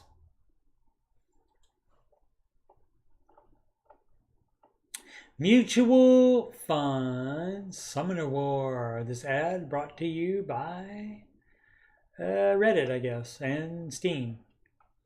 Mutual funds, Owl, comprehensive 6930. Dave says to invest in mutual funds, but he doesn't tell me exactly which ones. Let's see if that's it. I opened a Roth IRA account today, but I don't know which mutual funds he invests in. That's right, nobody does. Now, if you've listened to everything he said about it, if you've watched if you go to the YouTube, and did you do this, Lens? Did you go to the YouTube and type in Dave Ramsey investing and watch every one of the Ramsey ones? Don't watch the ones that criticize his advice, like by the dumb money guys. Don't watch any of that, but watch any Ramsey Solutions videos that come up when you type in Dave Ramsey investing in the YouTube. Watch all of them. Now, if you have watched all of them, you probably have seen one or two when he gives specific information about his mutual funds. And in that one, he says he has American funds. I believe all of his mutual funds are American funds. And that's a company, American, that manages those funds. And he said that it was opened in 1932. And so if you do your Googling, then maybe you can come up with that, what it is. I think some other investment person, took that information and figured out it was one of a few funds, and confirmed that it has been making at least 10%. I think it made more than that over its lifetime. Let's see. Invest in. Anyone have any recommendations? SmartVestor Pro would have good recommendations. And Dave's recommendation is it should beat the S&P 500 index. And so again, if you're too lazy or you are incapable of understanding how to pick good managed mutual funds that beat the index, the S&P 500 index at 10% is better than 0 at 0%. So that's the dealio on that. 42 comments. Probably a lot of people are mad that he just doesn't say, oh, well, here's exactly the funds that he's already done everything else for you. He went into, whoops. There we go. We're good. Didn't lose the spot, I don't think. No, didn't lose the page. He's already done this for you. He put it in order. He even added step 3B in there to lessen the confusion. Now they need the step 0 and everything would be great. And it would also say off here to the side, it would say do these one at a time in order. And here off to the side, it would say do these 4, 5, and 6 in order, but all at the same time. And also it would say have a like a what is that? It would have a, what is that, an arc? What is that thing called? A pair, not parentheses, but it's like a thing that goes like this. And it would say for oh no, right here for 3B and 4, it would say the split between these two is up to you. As far as if you want to save, again, if you want to save larger home down payment faster, then you can not invest anything at all, or you can invest 5% or 10% or 12.5, whatever the breakdown between how much you put towards down payment each month to save for that down payment and towards investing is up to you, including if this is 0 for 3 years. So, and sometimes you got to do that if you live in a high cost area. And over 3 years, if you cannot save enough down payment in 3 years of not investing, and you're putting every available cent into that down payment, and you still can't afford a house in your area, then you shouldn't have done any of it. Then you should have moved before you even started saving for a down payment. Let's see, is it better to buy stocks, funds? Well, you don't buy stocks at all, whether they're in a valley than a peak. You don't try to time the market. You buy it whenever you get a check. So like if you get a check every 2 weeks, buy it every 2 weeks. If you get a check every week, buy it every week. The more often you buy it, and some people are of the opinion that, or they think incorrectly, that if you save up money to make a payment, or you save up money to invest a lump sum, that makes you more money. It doesn't, because you're missing all of the growth you could have from getting it in a month earlier at the start of the month. So, and the same thing with paying off stuff. If you put more on it every single check, then you end up paying less interest because it's gone quicker. Let's see. Would it be foolish to move my funds while they are negative 0.65 5-year ROR? I mean, if you don't think it's going to recover at all, I mean, that's up to you. Again, I mean, you know, if you have anybody that's an investing professional working on them that you can find, I would ask them about it and say, hey, what's about this? And wait for them to correct. The problem is a dumb fund that is making 1.1% while the S&P 500 actually is positive more than that during that same time period is just a dumb fund. And so they may not ever correct, or as soon as you would get positive, then it would go down again possibly. So it's just a bad investment. So I mean, it's up to you. Like I said, consult somebody else that might know something about this. And when you say, okay, well, I'm not looking at being conservative, I'm looking at the S&P 500. And what would be the reason for not being in that? Well, you want to be conservative, and then you say, I don't want to be conservative. So, how much, do you mind saying how much money you have in that? I mean, and you know, you can wait till, if we ever talk, you can tell me when we talk, if you don't want to say now. But I mean, are we talking thousands of dollars you have in that, or hundreds of dollars? If it's $100, it doesn't matter. I mean, you can even let it sit. I mean, it's up to you. I know you want the growth on that money since you bothered to invest that for retirement. I know you would like the growth, the possible growth, if it had been in a good fund. I understand that, but you know, what kind of? You tell me in private. Okay, great. Okay, so yeah, I mean, it just depends. A couple $100? No, a couple $1,000. That the more money it is, I would want it working for me better, because you do not know what that will do. Again, look at the track record. More than that, definitely. Okay, great. So yeah, so I would probably do that, but again, you can consult a professional that is working on them that theoretically should know more than me about it.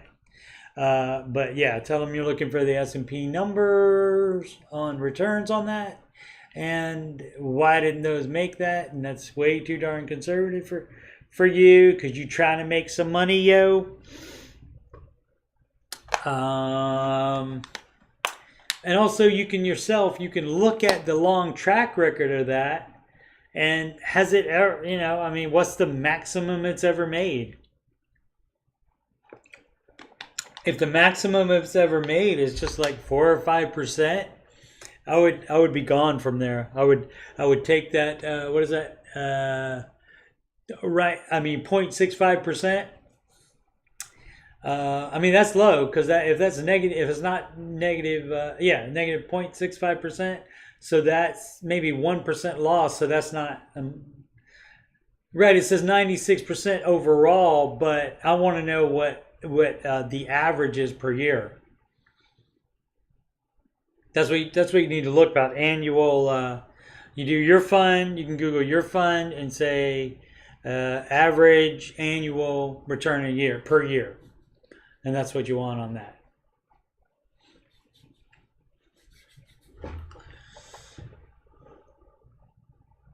Now, where were we? Is it the Steve Answers Lynn's Questions episode, or is it the what was it? Oh, the target date. Yeah, so basically the same thing. So let's see. 76 will commence again. Okay. Is that 1776 he's talking about? Because some stuff went down in 1776. Yo. Let's see. How fast to pay down a mortgage? As fast as you can. If you're on 4, 5, and 6 debt-free and just investing, how fast are you paying down your mortgage if you have one? As fast as you can. Have a condo at 5.625% rate on a 30-year. Beep, beep, boo, doo. You can pay it off faster than 30 years and you pay less interest on it. Paid it down to be 20 years already. Excellent. Pay it off in less than 15. So instead of ending 2052, the loan will end 2042. Make it end way faster than that. What are your Dave's tenets and thoughts on paying down a mortgage quickly instead of putting it into the stock market? Well, that, my friend, would be called debt leverage, and Dave doesn't do that. You may have known, since you bothered to say, what are Dave's tenets? Well, maybe you don't know, but Dave's the anti-debt guy, in case you didn't know. Some of your other people will tell you, like the money guys, maybe. I still haven't confirmed it, but I think this is correct because they're in their order of operations, which are basically their baby steps. They have pay off low interest debt all the way at the end. And so that's debt leverage. And that's the absolute opposite of what Dave's advice is. So, but anyway, Dave is the anti-debt guy. So he doesn't want you to have debt. He will not yell at you for a mortgage for a residence that you are living in yourself, not a rental property. No, that has to be bought completely in cash. But if you're living in it, he won't yell at you for the mortgage, but get it paid off as soon as you can. And if you would like that to be paid off as soon as you can, then you think, well, do I need this truck? Do I need to go on vacation? Do I need to do this? Do I need to do that? And certainly you can do some of that fun stuff, but you just have to weigh that against having the house paid off earlier, which that again helps you in retirement. So instead of paying it off and investing in retirement, pay off your house, because having a paid off house will help you in retirement as well, because you won't have a freaking mortgage payment. What was it? Sharks with laser beams on their heads. It's Dr. Evil. Do do do do do do do do do do. Bum bum bum bum bum. Yeah, Lens, I don't know if you're still looking for it, but look for what you want to type in is the name of the fund and then average return per year, or average annual return. And that way you would get the 10% like in the S&P 500. Danger Del W. Any artists, musicians, writers, etc. here paying off loans? Everybody's people, man. You don't have to be creative. What a difference does it make? Are there any creative people here paying off debt, especially student loans, when you have to work a day job to live so you can do your art in your free time? What do you do to bring in more money to get debt free? You stop doing art in your free time. Find a way to do art for money. How about that? Do logo stuff. Like my pal, what's his name? Forgot his name. Canada, Great White North. Christopher Pittman. He's the one that designed my logos. And so, I'll put his link is in the description. I'll put it in the chat as well. It is designed by Pittman at gmail.com for logos. He designed mine. So free plug for him. He was gracious enough to give those to me for free. So as much plug for him as I can. Definitely. But yeah, so you do logos and stuff for people. Any kind of art you can do for money, you do that. Even though that's not artist and creative, maybe not like you want it to be, and you want to be so creative. Yeah, you do that for money. If you can't do that, guess what? You don't paint at night, you deliver pizza instead. You do something you can get money for. So that's the way it goes. You have to pay off loans. If you want to follow Dave's advice, you're paying them off quick so that you can have a better life.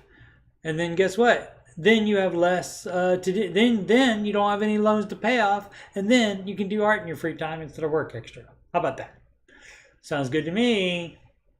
Appearance dull 4887. Like, I don't have to work an extra job, and I can run my mouth on YouTube in my free time. How about that? That is so fun. Should I interrupt college to pay off my debt? You certainly shouldn't take out more loans. So the dealio is that you would.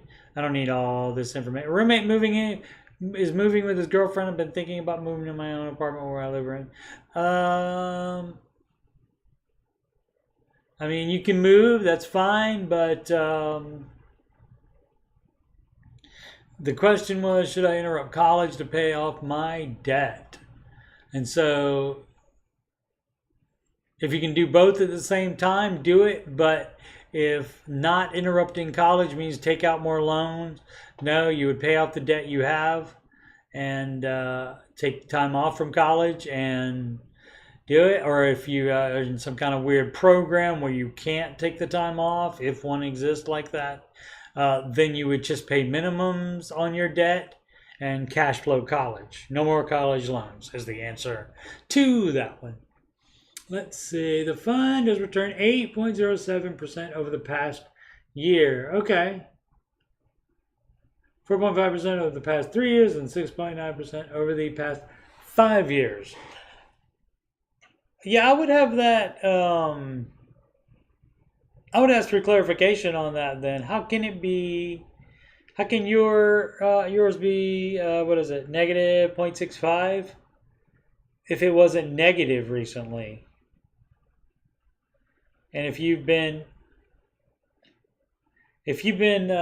investing, like for example, for the 3 years, you would think you would have the 4.55%. Approximately. It depends. You only get that from the amount you had in there 3 years ago, though.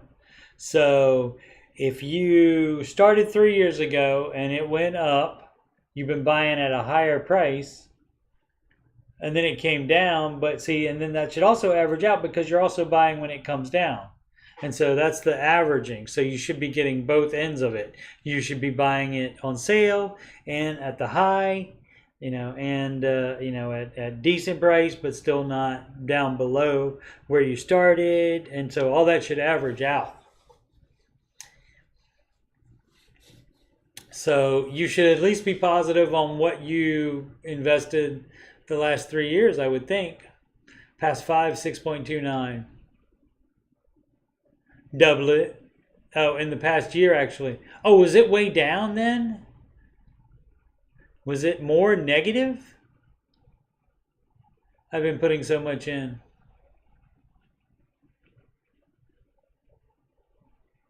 Oh, it was really negative.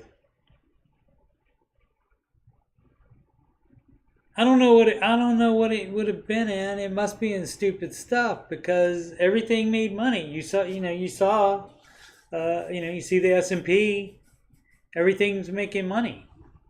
I mean, there was a bad year there, but since then it's come back. And so I mean, if that 1 year is a big part of your overall investing, when most of your investing happened, but if it's down again, you should have more profit.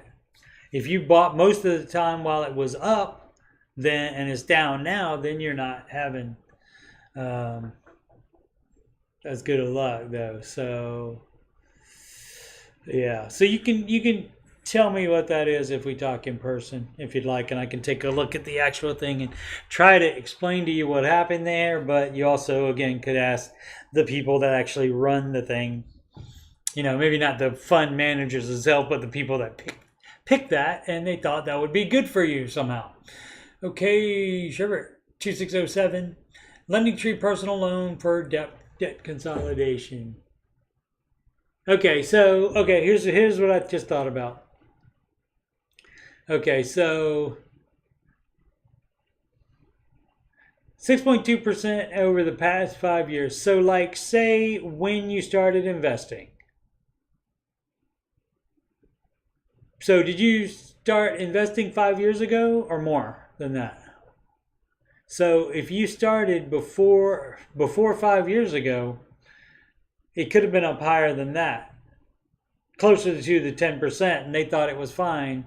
And then all of a sudden now it's not working anymore. And that's when, I mean, even if that happens on a managed mutual fund, you might have to change that one out if it starts giving you continuously bad results and is not giving you that 10% average. You can't make like 10% at the top and then like be down to the 4.55. So that's when it's bad. Lending Tree personal loan for debt consolidation, and Dave calls it debt consolidation because it's because it makes you think you've done something. You've taken a bunch of loans probably, or just one loan, and you moved it somewhere else, and you paid a fee for it, even if it's 0% interest for X amount of weeks or months or whatever. So you're still adding to your debt instead of just paying it off. Just pay it off. Why add to your debt and then pay it off instead of? I mean, that's the kind of dumb stuff I would do too. I did it as well. So I get it. I get it why you would think about doing that. But that's just moving it around and makes you think you've done something. And guess what? Then you're less motivated to pay off that consolidation loan. Because then you're like, oh, well, I don't have any interest on that for X number of years. And then you do more stupid crap. So that's why it is a consolidation loan. And especially if you're consolidating overdue debt, like debt that's going to be going into collections. And if you're consolidating that, what you're going to happen there is the people that do that are just going to keep the money you send them. That's their money. And then they're not going to pay your debts. They're not going to pay your minimum payments. So it's going to fall into collections eventually. And then that company, if they're a legitimate one even, is going to try to, is going to settle it for less. And so, but basically, you're paying them so that you personally don't have to not pay your loans. You can do that yourself and let them fall into collections. You can do that yourself. I mean, you don't get in any less trouble by doing it yourself. You don't get any more trouble by doing it yourself. And you don't get any less trouble by having someone else do it for you. Like say there was debtor's prison, which there's not. Them handling it for you wouldn't keep you out of debtor's prison because you still failed to pay it. It's not in their name, it's in your name. So, but that's the way, because a lot of people are like, oh, I don't want to deal with it. So here, you take it and take all my money, thousands of dollars to just not pay your stuff and just wait years for it to be able to settle for it for less than. And Dave generally says you can pay it off for pennies on the dollar eventually if it's old enough. So, and you can do all of that yourself. You just gotta take responsibility for your own dumbness and handle it yourself. But you can do that all by yourself. People just don't want to. Boom, boom, boom. More than 5 years? Okay, yeah. So it could have been great when you first started and then went to crap after that. So, I mean, that's fair. I mean, that can happen. And so, but they're fine with it being down. It doesn't bother them. It's not their money. So, so unless somebody says something, they probably don't even think about it. So I would say something and see what they recommend. But basically, it's probably get out of that and at minimum do S&P 500. At best, find a great managed fund or more. Do the four-way split that Dave recommends. I apologize if this has been asked before. My wife and I are considering going for a personal loan to pay off credit cards. Moving it around. Generally doesn't help. Generally, you get more relaxed and don't pay it off fast because you think you've done something and you haven't done anything. Except move it around, and usually you got to pay fees for that. So again, regardless of whether it's 0% interest, you have to pay a fee to do that. 15%, abysmal, 28.9 to 30%. Well, you don't start doing math now because you weren't then. If you were, you wouldn't have signed up for a 30% credit card with Credit One or Best Buy, etc. I would only get enough on the loan to pay for the cards that were above the percentage of the loan. Yeah, no need to start doing math now. No need. As I have a couple of credit cards that are around 4%. Is this fool? Yes, pay it off. I did the math. No, you didn't. You didn't do it back then. So no need to start now. Again, with a personal loan, I would be able to pay off the high annual percentage rate cards and save about $100.50 a month. Or if you pay it off, you could save all that money eventually. Just pay it off. MW2 player, that I believe again is Modern Warfare 2 player, I believe. Emergency fund quest. This should be good. I feel that I feel like for me, that's all your celebrity reality show things are, where they talk to them like they do on The Office, where they just have the one-on-one with the camera,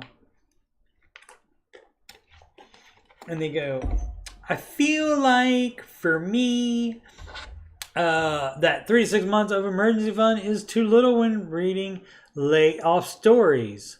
Well, you're supposed to just pile up cash, which equals more emergency fund if you have a more than 50% feeling that you are going to be laid off. There's a subreddit for that, okay? There's a subreddit for everything, sure. Like there's an app for that. There's a subreddit for it too. During an industry downturn like there currently is in the IT world. Is there though? Some people can be jobless for over 6 months or working very low paying job that doesn't allow them to keep up with their bills. Would a 6 to 12 month emergency fund be better? No, you do 3 to 6 months of expenses and do the baby steps as written. And unless there's a 51% or more chance that you're going to lose your job. You can't read layoff stories and think that applies to you. You can't watch the news and freak out about it because of what was on the news that had nothing to do with your job. You can't do any of that. You have to have a 51% belief or more that you are going to be laid off from your job. And that's all you need to worry about. You don't need to worry about people in the IT world unless you're in the IT world. So 6 months is maximum. The rest of the money you do with baby steps. If you are in step 7, if you have the paid off house, or if you decided to rent for life and that makes you in step 7, then you can have as much emergency fund as you want, dog. But just 6 months while you have more baby steps. Study. Altruistic_bad 2184. You didn't know we were going 3 hours, did you, Lens? It's 3 hours and 60 minutes. Unreal. Marathon one. All right, let's do a couple more. Using current home as rental and buying another. Beep, beep, boo, doo.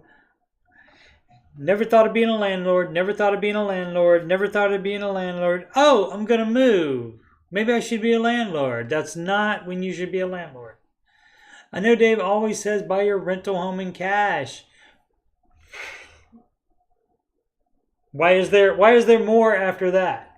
That should be, oh, right. I know Dave always says buy your rental home in cash. You should have went, oh, right. That's what he says. Okay, I don't need to do this at all. Backspace, backspace, clear. But isn't it any different? In my special situation, I'm the exception. What if we were to buy our next home and rent the current one? The current home is paid off and we would have 20% down for the next house. Is this just a workaround to the same answer he would give as save up to buy the next home in cash too? Yes. At the speed of cash. At the speed of cash, yes. You can't trick the equation by saying, oh, well, let's see, if I can't get a mortgage on a rental, I'll rent this paid off home and then get a mortgage on another house. That is cheating. Nope. You sell that house, you buy another, you completely pay that off, and then you save for a rental. If you would like to follow Mr. Ramsey's wonderful advice that he applies for you for free. Daxy 7511, 4 days ago. HSA or max out 401k and use TRICARE. Currently, I'm maxing out my health savings account through my employer and having it being invested. Excuse me. Oh, getting tired. And I am putting money into my 401k as well as going into a Vanguard fund. Brokerage doesn't matter. People love to say they're brokerages. This fall I will be going back into the Navy. In the Navy. Yes, you can sail the 7 seas in the Navy. We'll put your mind at ease in the Navy. Okay. But the reserves this time and not active duty. Okay, I would be eligible for TRICARE or TRICARE is select, and that would cover all my medical needs. Okay, great. So then you wouldn't have a high. You need to have, in order to do the HSA. I mean, you don't have to cash it out, but you can't put any more money in there, I don't think, if you don't have a high deductible health insurance program. So I don't know if the TRICARE thing would qualify you for that in order to have the HSA. Let's see, if I opt in the TRICARE plan, I can no longer invest in the HSA. Yeah, so then take it out. Why not? To use tax advantages, certainly. Better me stick to the HSA. I mean, no, I wouldn't do that. I would use your employers, which is the U.S. Navy, to pay for all of your medical needs, instead of you trying to pay for your own. That's what I would think. Instead of you're trying to min-maxing is what that's called, like we used to do in the World of Warcraft and the Rift, the massively multiplayer online role-playing game. Again, like World of Warcraft or Rift, where you would like do everything you could. You would change the rotation of your spells or attacks, that kind of thing. You would swap out a item that would cost you, like you would have another item made or something like that. That would cost you tons and tons of money to get like 0.001% more damage, that kind of thing. And so that's what you're trying to do here with your money. I get it, but I would think if you didn't have to pay for any of your medical stuff, that would pretty much take care of that. That would probably be a wash there, and you wouldn't have to stick with the HSA and then have pay for your own health insurance. It'll mean to get more money towards. It'll mean more money towards medical retirement. You just can't contribute. You can keep it like it is now. You just can't contribute more to it while you're in the Navy. When you're out of the Navy, when you're out of the reserves, then you can put more into the HSA. But what's in there now keeps growing. Possibly even do the mega backdoor Roth. Yeah, sure. That's a thing as well. So you can do any or all of the above, whatever you think is best. I think having all your medical needs covered would give you just as much benefit as that growth. Because again, you would still get the growth of everything that's already in there. You just can't contribute more to it. And you can always put what you would be putting in the HSA, you can put that in a different account. Even if it's a brokerage account. I'm just comparing what my 401k company says the performance is versus Google Finance versus US News. All different numbers. Interesting. Check Morningstar.com. Groovy Gardener. They might be off just a little bit. It's possible. So if it's off just a little bit, but within like the same percentage even. Don't you need an account at Morningstar? No. Go to Morningstar. You can compare funds all day long without having an account at Morningstar. Isn't that fun? I think you can do that at all the brokerages. I think you can even go to like Fidelity.com or Vanguard.com and compare them, but Morningstar's works great. You just have more features and stuff with the account. Where to invest next? Okay. Well, so before I even read it, it is a match. You know why? Match is a match. That's free money. 100% rate of return. You put in $1, you get $1 additional to that. So now you have $2. 100% rate of return. That's why that one's first. So match. Second is a Roth account. Now that can be your Roth 401k or Roth IRA. But that's going to be better than a regular 401k, because regular 401k, you don't pay taxes on the contributions, but you do have to pay the taxes on all the growth. And this person is a 28-year-old man, so has 32 years or more in the market. And so you are going to make tons and tons of money in the market. And so I personally would not want to pay taxes on all that. I would rather pay taxes on the small amount of the contributions. And so that's why. So match, Roth, traditional, 401k. So that's how that works. And after that, then you go to non-retirement accounts. So, and that's non-tax advantage stuff. Let's see, no debt, 25k, privately loaned, beep, beep, boo, to a local small business at 12%. You loaned money? That's not advised either. The no debt thing is you're not causing debt either. You're not in the business of debt either. So rental house, home free and clear, great. Rented $2,300 a month. Estimated value $275k. Primary residence 50k equity. $300k remaining on mortgage at 7.75%.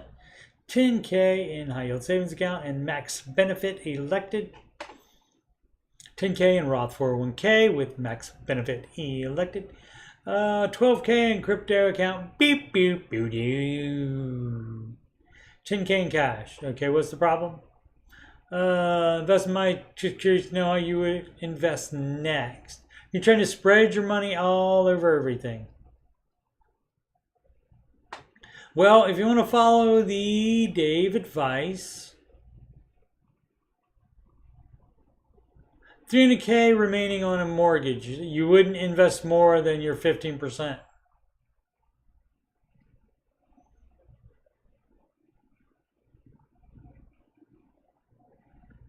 You got step 6 to take care of. You would not invest more than 15%. Now HSA, that's fine, because you pay for medical out of that. So it's basically just like a sinking fund, but it's also having investment. So 10k in Roth 401k. You should be putting 15% of your gross income into the Roth IRA. So if you have max benefit elected, so does that mean max contributions as well? Because that's what you should be putting in there. And you only do 15% of your gross income until you have that house paid off. Because otherwise, it's a little thing Dave and everybody else calls debt leverage, but some people are fine with the debt leverage. So you mean no non-mortgage debt, you do have the mortgage debt, so well, that's fine. So yeah, so no debt leverage. You would not invest more than 15% before paying off that house. So you would invest, the next step for investing would be to pay off your house. JTC 66, does my Social Security replacement count towards 15% for retirement? Well, no. I'm going to read that in a second. I'm looking at Lindsay's last question about the Morningstar, and I'm thinking to myself, did I actually tell her to go to another website and look up something while I'm doing a stream? Did I actually tell her to do that? That's not good for my numbers. Why did I do that? Does my Social Security replacement count towards 15% of retirement? What is that? Social Security replacement plan with a 401A and 407B retirement accounts. Oh, so you're not doing Social Security, or you can opt out of it? And so this is the replacement plan? Total 30.7% of my gross pay. No, because that's not 30.7. Well, the 457B is basically your retirement account. That's not Social Security replacement. The 401A may be, and I will look at this person's fine spreadsheet there, hashtag spreadsheet. Instead of every dollar she's using it, I use that too. What was I saying? Oh, 401A. I think I have looked this up before and heard of it, but let's see what that says. 401A plan.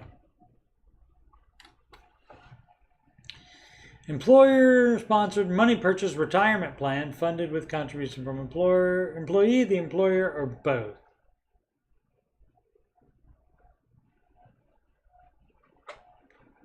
Let's see what the difference is. See if it says it's a typically offered by non-profit organizations and the government. Okay, private companies open. Okay. But they have both? So they have both? Employer-sponsored money purchase retirement plan. What the money purchase means there. That allows $% based contribution from the employer.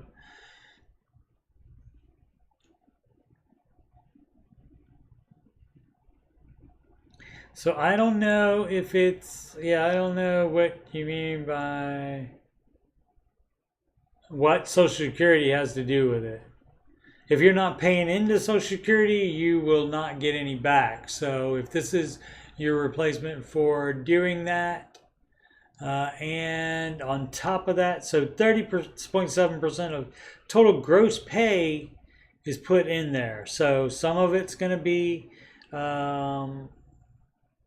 for basically would be the 401k account, and then this other one, maybe if you're not paying Social Security, then that's basically what you would be paying for Social Security. Now, I don't think it's 15% that you have to put in the other one, so that's a lot for both of those. Let's see. Oh, okay. Is 6%? Is that including the contributions? You said 30% of your gross pay. Now, is that all coming out of your gross pay, or is some of that 30 the 6 and 3.5? 6.2 required, taken from take a part of Social Security replacement. Okay. I wasn't including my company's 6% or 3.5% match. Oh, okay, so somebody asked, must have deduction, or they figured it. I was including for the required paycheck deduction for the program. Should I? Yeah, if that's 30% that you're investing, you shouldn't be doing that. Because I don't think it's 15% that Social Security takes out. Let's look at that too. I have to look up so much because I don't know this stuff off the top of my head. What percentage, and I mean this could vary on your age and stuff, does Social Security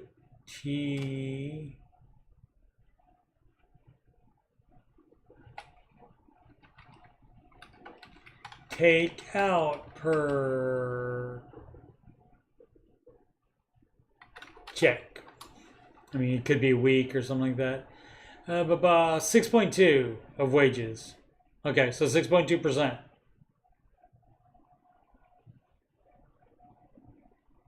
And 6.2% is not enough to pay for what they're paying out. Which is why it's been in the negative for a long time. And it'll be completely insolvent in 2033, in 10 years. But they will, they'll just borrow the money because they probably don't want the nation's capital burned to the ground. So they'll just borrow the money now to the national debt. Kick the can down the road as per always. So yeah, so 6% would be going to Social Security. So that's way too much. If you can lower the one to the 401A, I would do that. Or if you can lower either of them. So, but otherwise, I mean, if you have a house to pay for, I mean, if you're on baby step 7, it doesn't matter. If you are trying to do baby steps, if you obviously you shouldn't be investing unless you're on step 4. But if you're a teacher or something like that, you can't help it because they make you invest, which is why teachers are in the top 5 list of millionaires, because they make you invest. But I would assume you can probably opt out of the 401a, so I would do that and take the amount down, going to let's say 15%. So if that's 30%, why does he ask if it counts? I mean, I guess there's, so like if it's 15 and 15, yeah, it would. But if they had said what the breakdown of it is,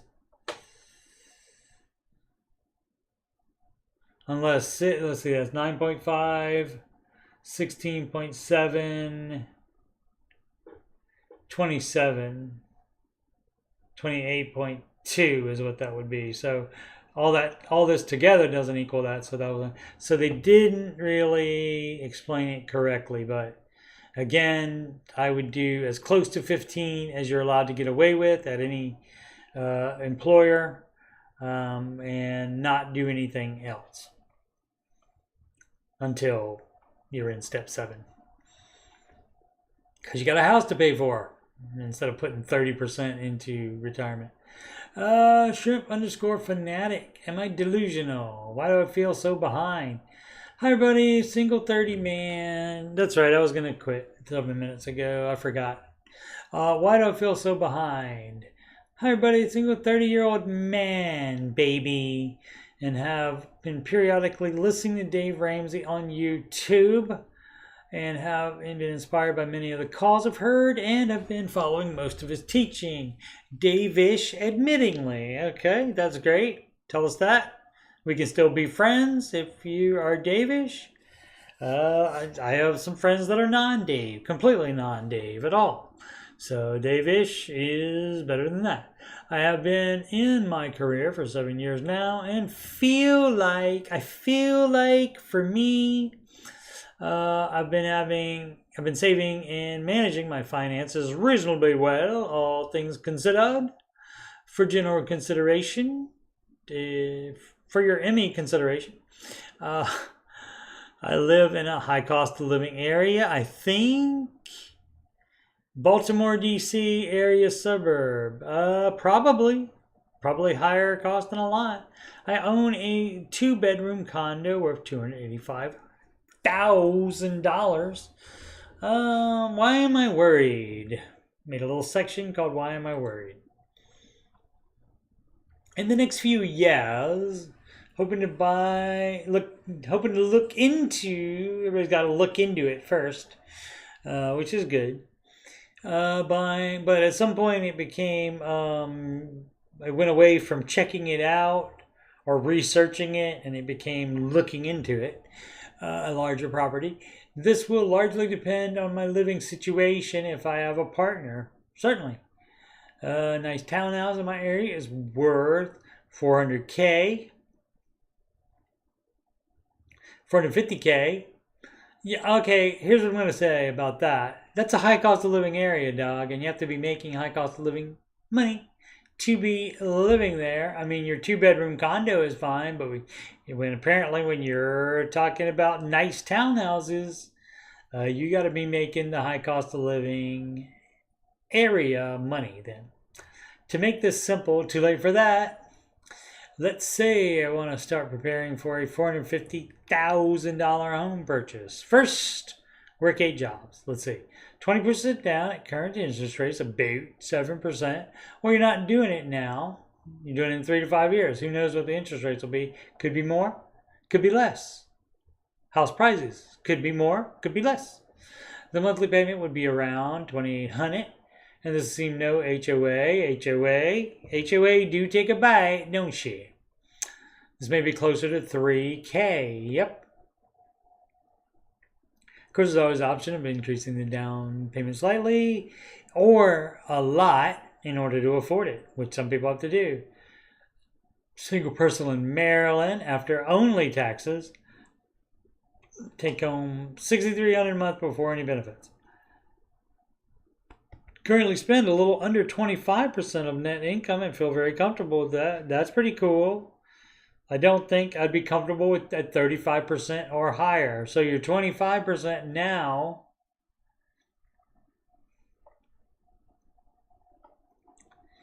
I said I own a 2-bedroom condo worth $285. Does that mean you don't have a mortgage on that? That means that's paid off. So that would be $285 if it is. If not, basically you'd be trading one loan for another loan.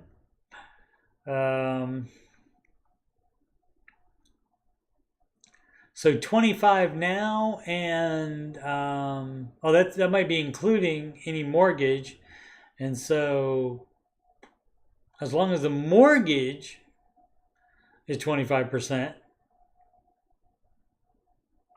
then that's fine. Let's see. So my solution to keep saving and prepare a 50% down payment and hope prices don't surge again. Yep. Is my income too low? Let me ask you this, my friend. Did you say your income? If so, I missed it.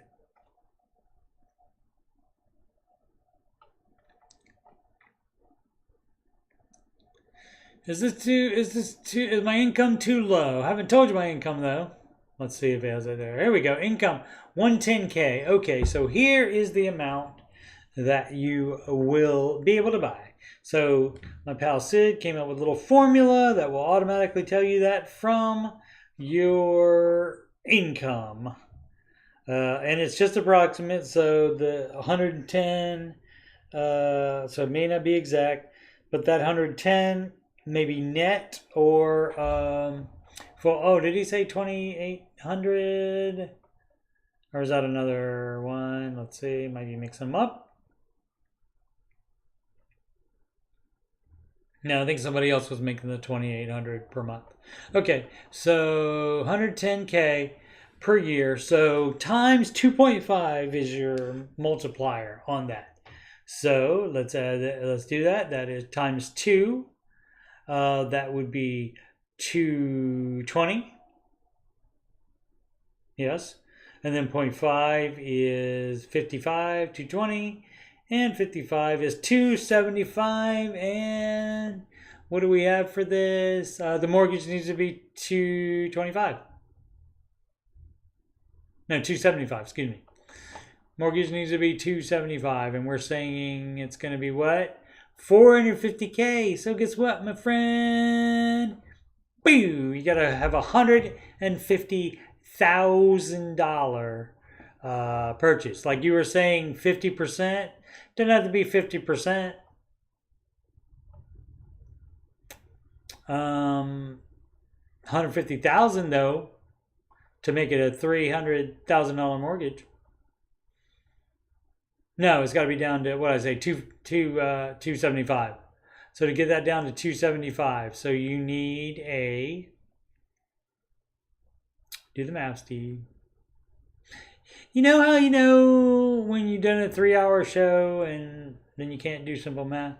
225. 275. Excuse me.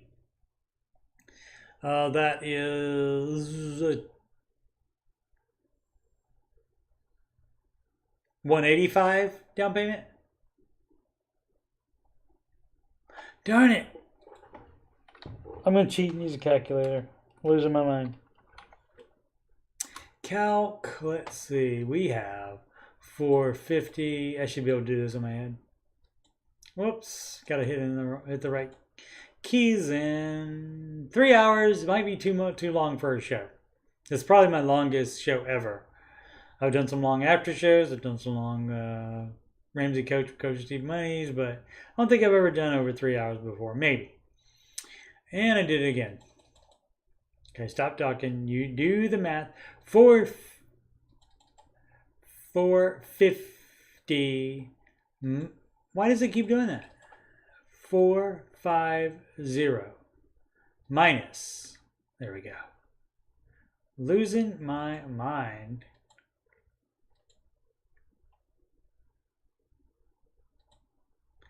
Yeah, 175. So you need 175 for a down payment. You don't need half. $175,000 for it. There we go. 401k. You know, not a lot, but still a baby at 30. Brokerage account. Beep, beep, beep, beep. Well, hey, guess what? If that's just in a non-retirement account, you need 70,000 more than that. Yeah, so remaining mortgage does have the mortgage, and so you would trade one mortgage for the other. So you would sell that one before you buy the other one, and if you have equity in that bad boy, it's worth 285 and you owe 177. You almost already have it, so you need 20 more. So you're not doing bad. Not doing badly if this is the accurate thing and you didn't leave the accurate situation, you didn't leave anything out.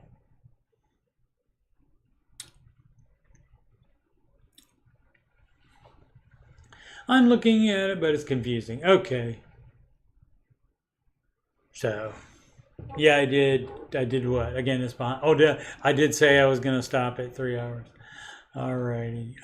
Let's see. That's 4 days, 4 days, 4 days. All these are 4 days. Okay. So can't close out a day. So I guess I will do that. Going into medical debt for infertility. Dave doesn't like you to take out debt. He also says he wants you to start a family when you want to start a family. So, I mean, that's up to you about how you feel about that.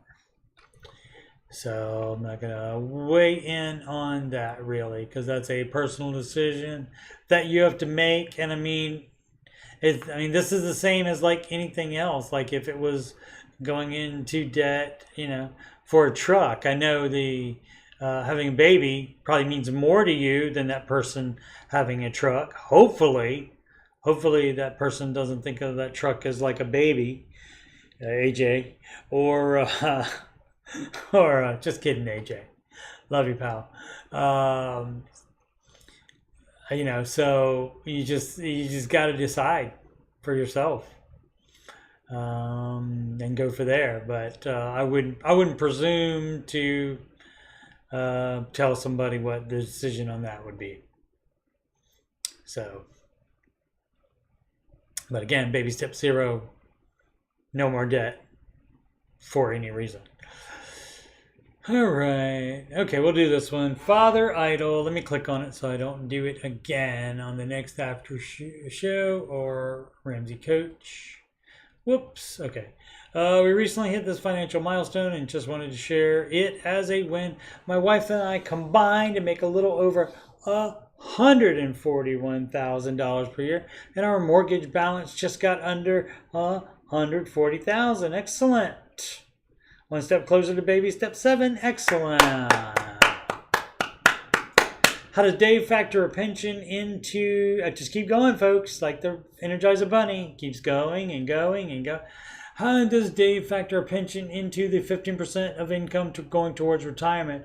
Now, pensions generally do not do as well as the market does. And so he says count a pension as 7.5%. So that means you need to put 7.5% into something else. A Roth IRA would be a good one. So yeah, half rate on the pensions just because they're not as good. How should I go about my car debt? You should pay it off, but I'll leave it there and look at that one more later. All right, Lance, hopefully maybe I can look at it with you or something like that and explain it to you more, or you can get an explanation from your people that are making money off of you having an investment with them. Maybe you can try that.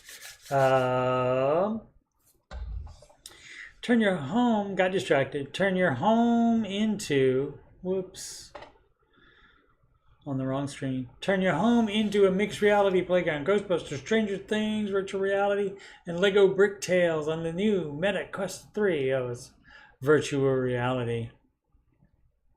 Ghostbuster, Rise of the Ghost Lord. I believe that is a virtual reality game. That would be so fun to play. I don't know if you get the this item with the game. Maybe you do.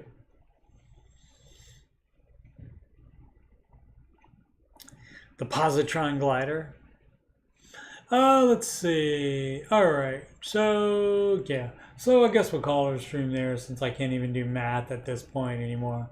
Once again, bonus Q&A live, Break the Cycle, part of the Break the Cycle event that they had the other night, and so this continues it. January 30th, 5 p.m. Central Time, so 6 p.m. Eastern Time. And I'm assuming, I think others will be on it other than just Jade, but she's on the cover there. And Dave updating Total Money Makeover book. And so May 10th and 11th, I'm assuming it comes out near then and it's all a combined thing. And it's a new circled event and new _ content. Same proven plan, which of course it always will be the same advice, but they will tell you how it relates to current events and perhaps some things going on in your life that maybe weren't previously going on in people's lives, that kind of thing. Alrighty, once again, Coach Steve Money, and this stream is Ramsey Coach with Coach Steve Money, and this is every Saturday night at 8 p.m. Eastern Time. I may start doing an additional one a week since I can only do 1 or 2 after shows a month, and so I might start doing 2 of these a week. I don't know what day the next one will be on, or the additional one would be on, but for now it's just Saturdays.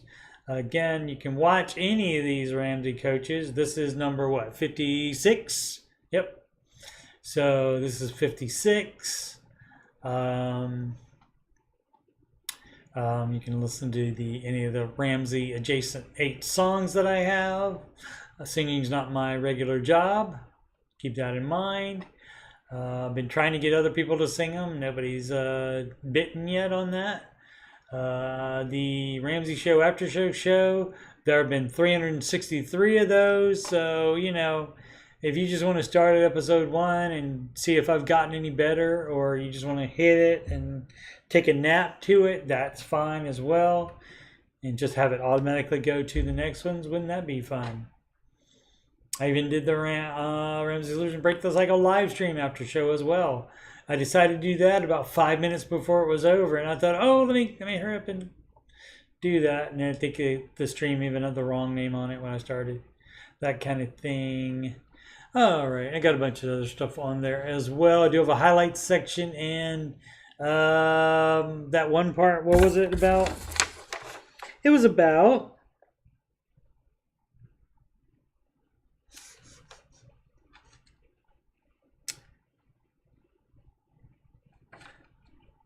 the Rolex the guy wanted to buy for his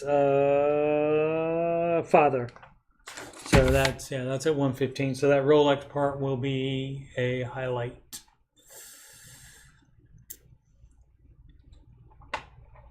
Alrighty.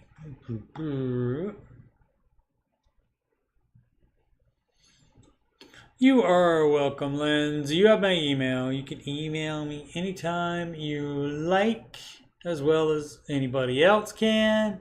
You know, if you just have one simple question, I don't mind getting the email and answering you back. That is just perfectly fine with me.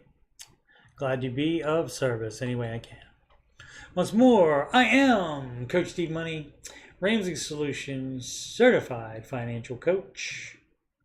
And if you've got money problems, or you just want to make sure you're on the right track, you can schedule a free financial coaching consultation assessment with me, even if your name is Lindsay. Calendly.com/Coach Steve Money is where you do that. That link is in the chat, at the top of the chat, and in the description below, and right there in front of your face on that handy graphic.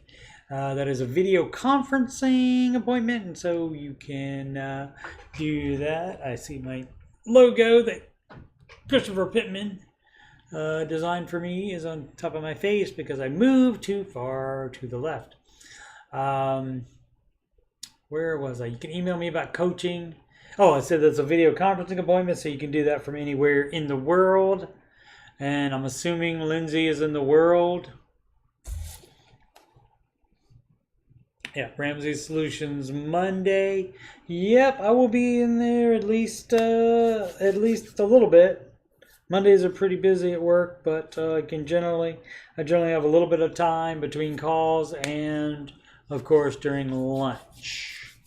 So yes, and yes, anybody, if you have a question, there are a bunch of us in the Ramsey Show chat that can answer your question. So if you have any, definitely drop by and come see us. And that chat does open early, so you don't have to wait till right before the live streamed but of recorded video. The actual show isn't live, but the recorded video is streamed live.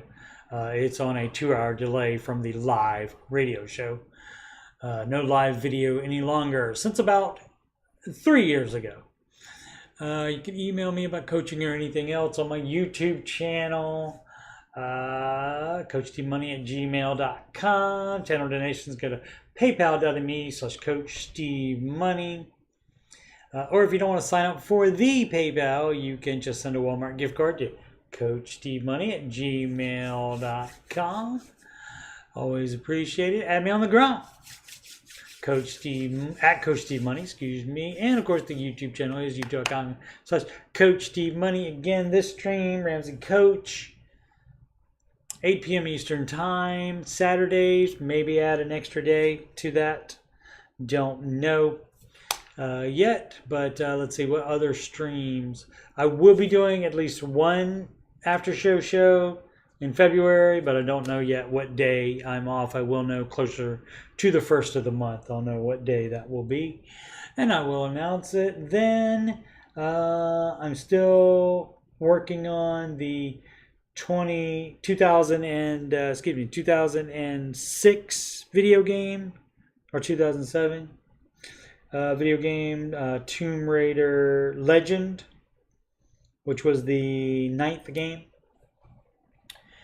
Tomb Raider game, and working on that. Other video game streams. What else am I doing? Anything else? Oh, I did post the reaction video to the new Indiana Jones game that's coming out this year. Indiana Jones and the Great Circle, and that does take place not only in Egypt but several other significant religious sites around the world. So actual history, the game is based on actual history, and so that's always an extra added bit of fun for me because I enjoy that, which explains my interest in the Curse of Oak Island, because a lot of history seems to come up in that over and over again. Alrighty, I appreciate the 4 that are still watching. Thank you so much for sticking till the end. Even if you're asleep, definitely just leave it on and watch it. I appreciate it very much. Thank you so much. 777 subscribers.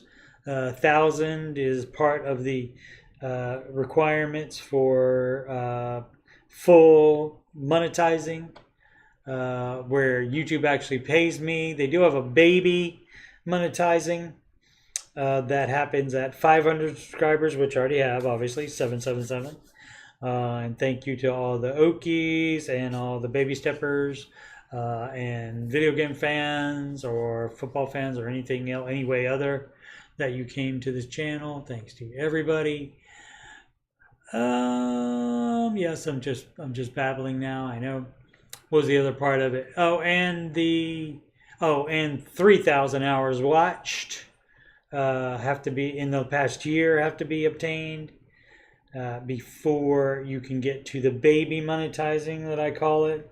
And that's basically where you can set up like things that viewers can buy, basically. So it's basically viewers paying you, not YouTube paying you. And so I don't have a bunch of hope in that. I don't know what I could sell. I'll think about it. We'll see. we'll see how that works out once I get the up to the required amount. But I'm at like 20. I just passed 20, close to 2,600 hours watched in the past 365 days, and it has to be at 3,000 for the baby monetization, and the full monetization where YouTube pays you for the hours watched, and that would be 1,000 subscribers and the 4,000 hours watched in the past year. So got some ways to go for that, but even if that never happens, I assure you I will keep doing this because it allows me to talk and to help people. So two things that I love doing. Alrighty.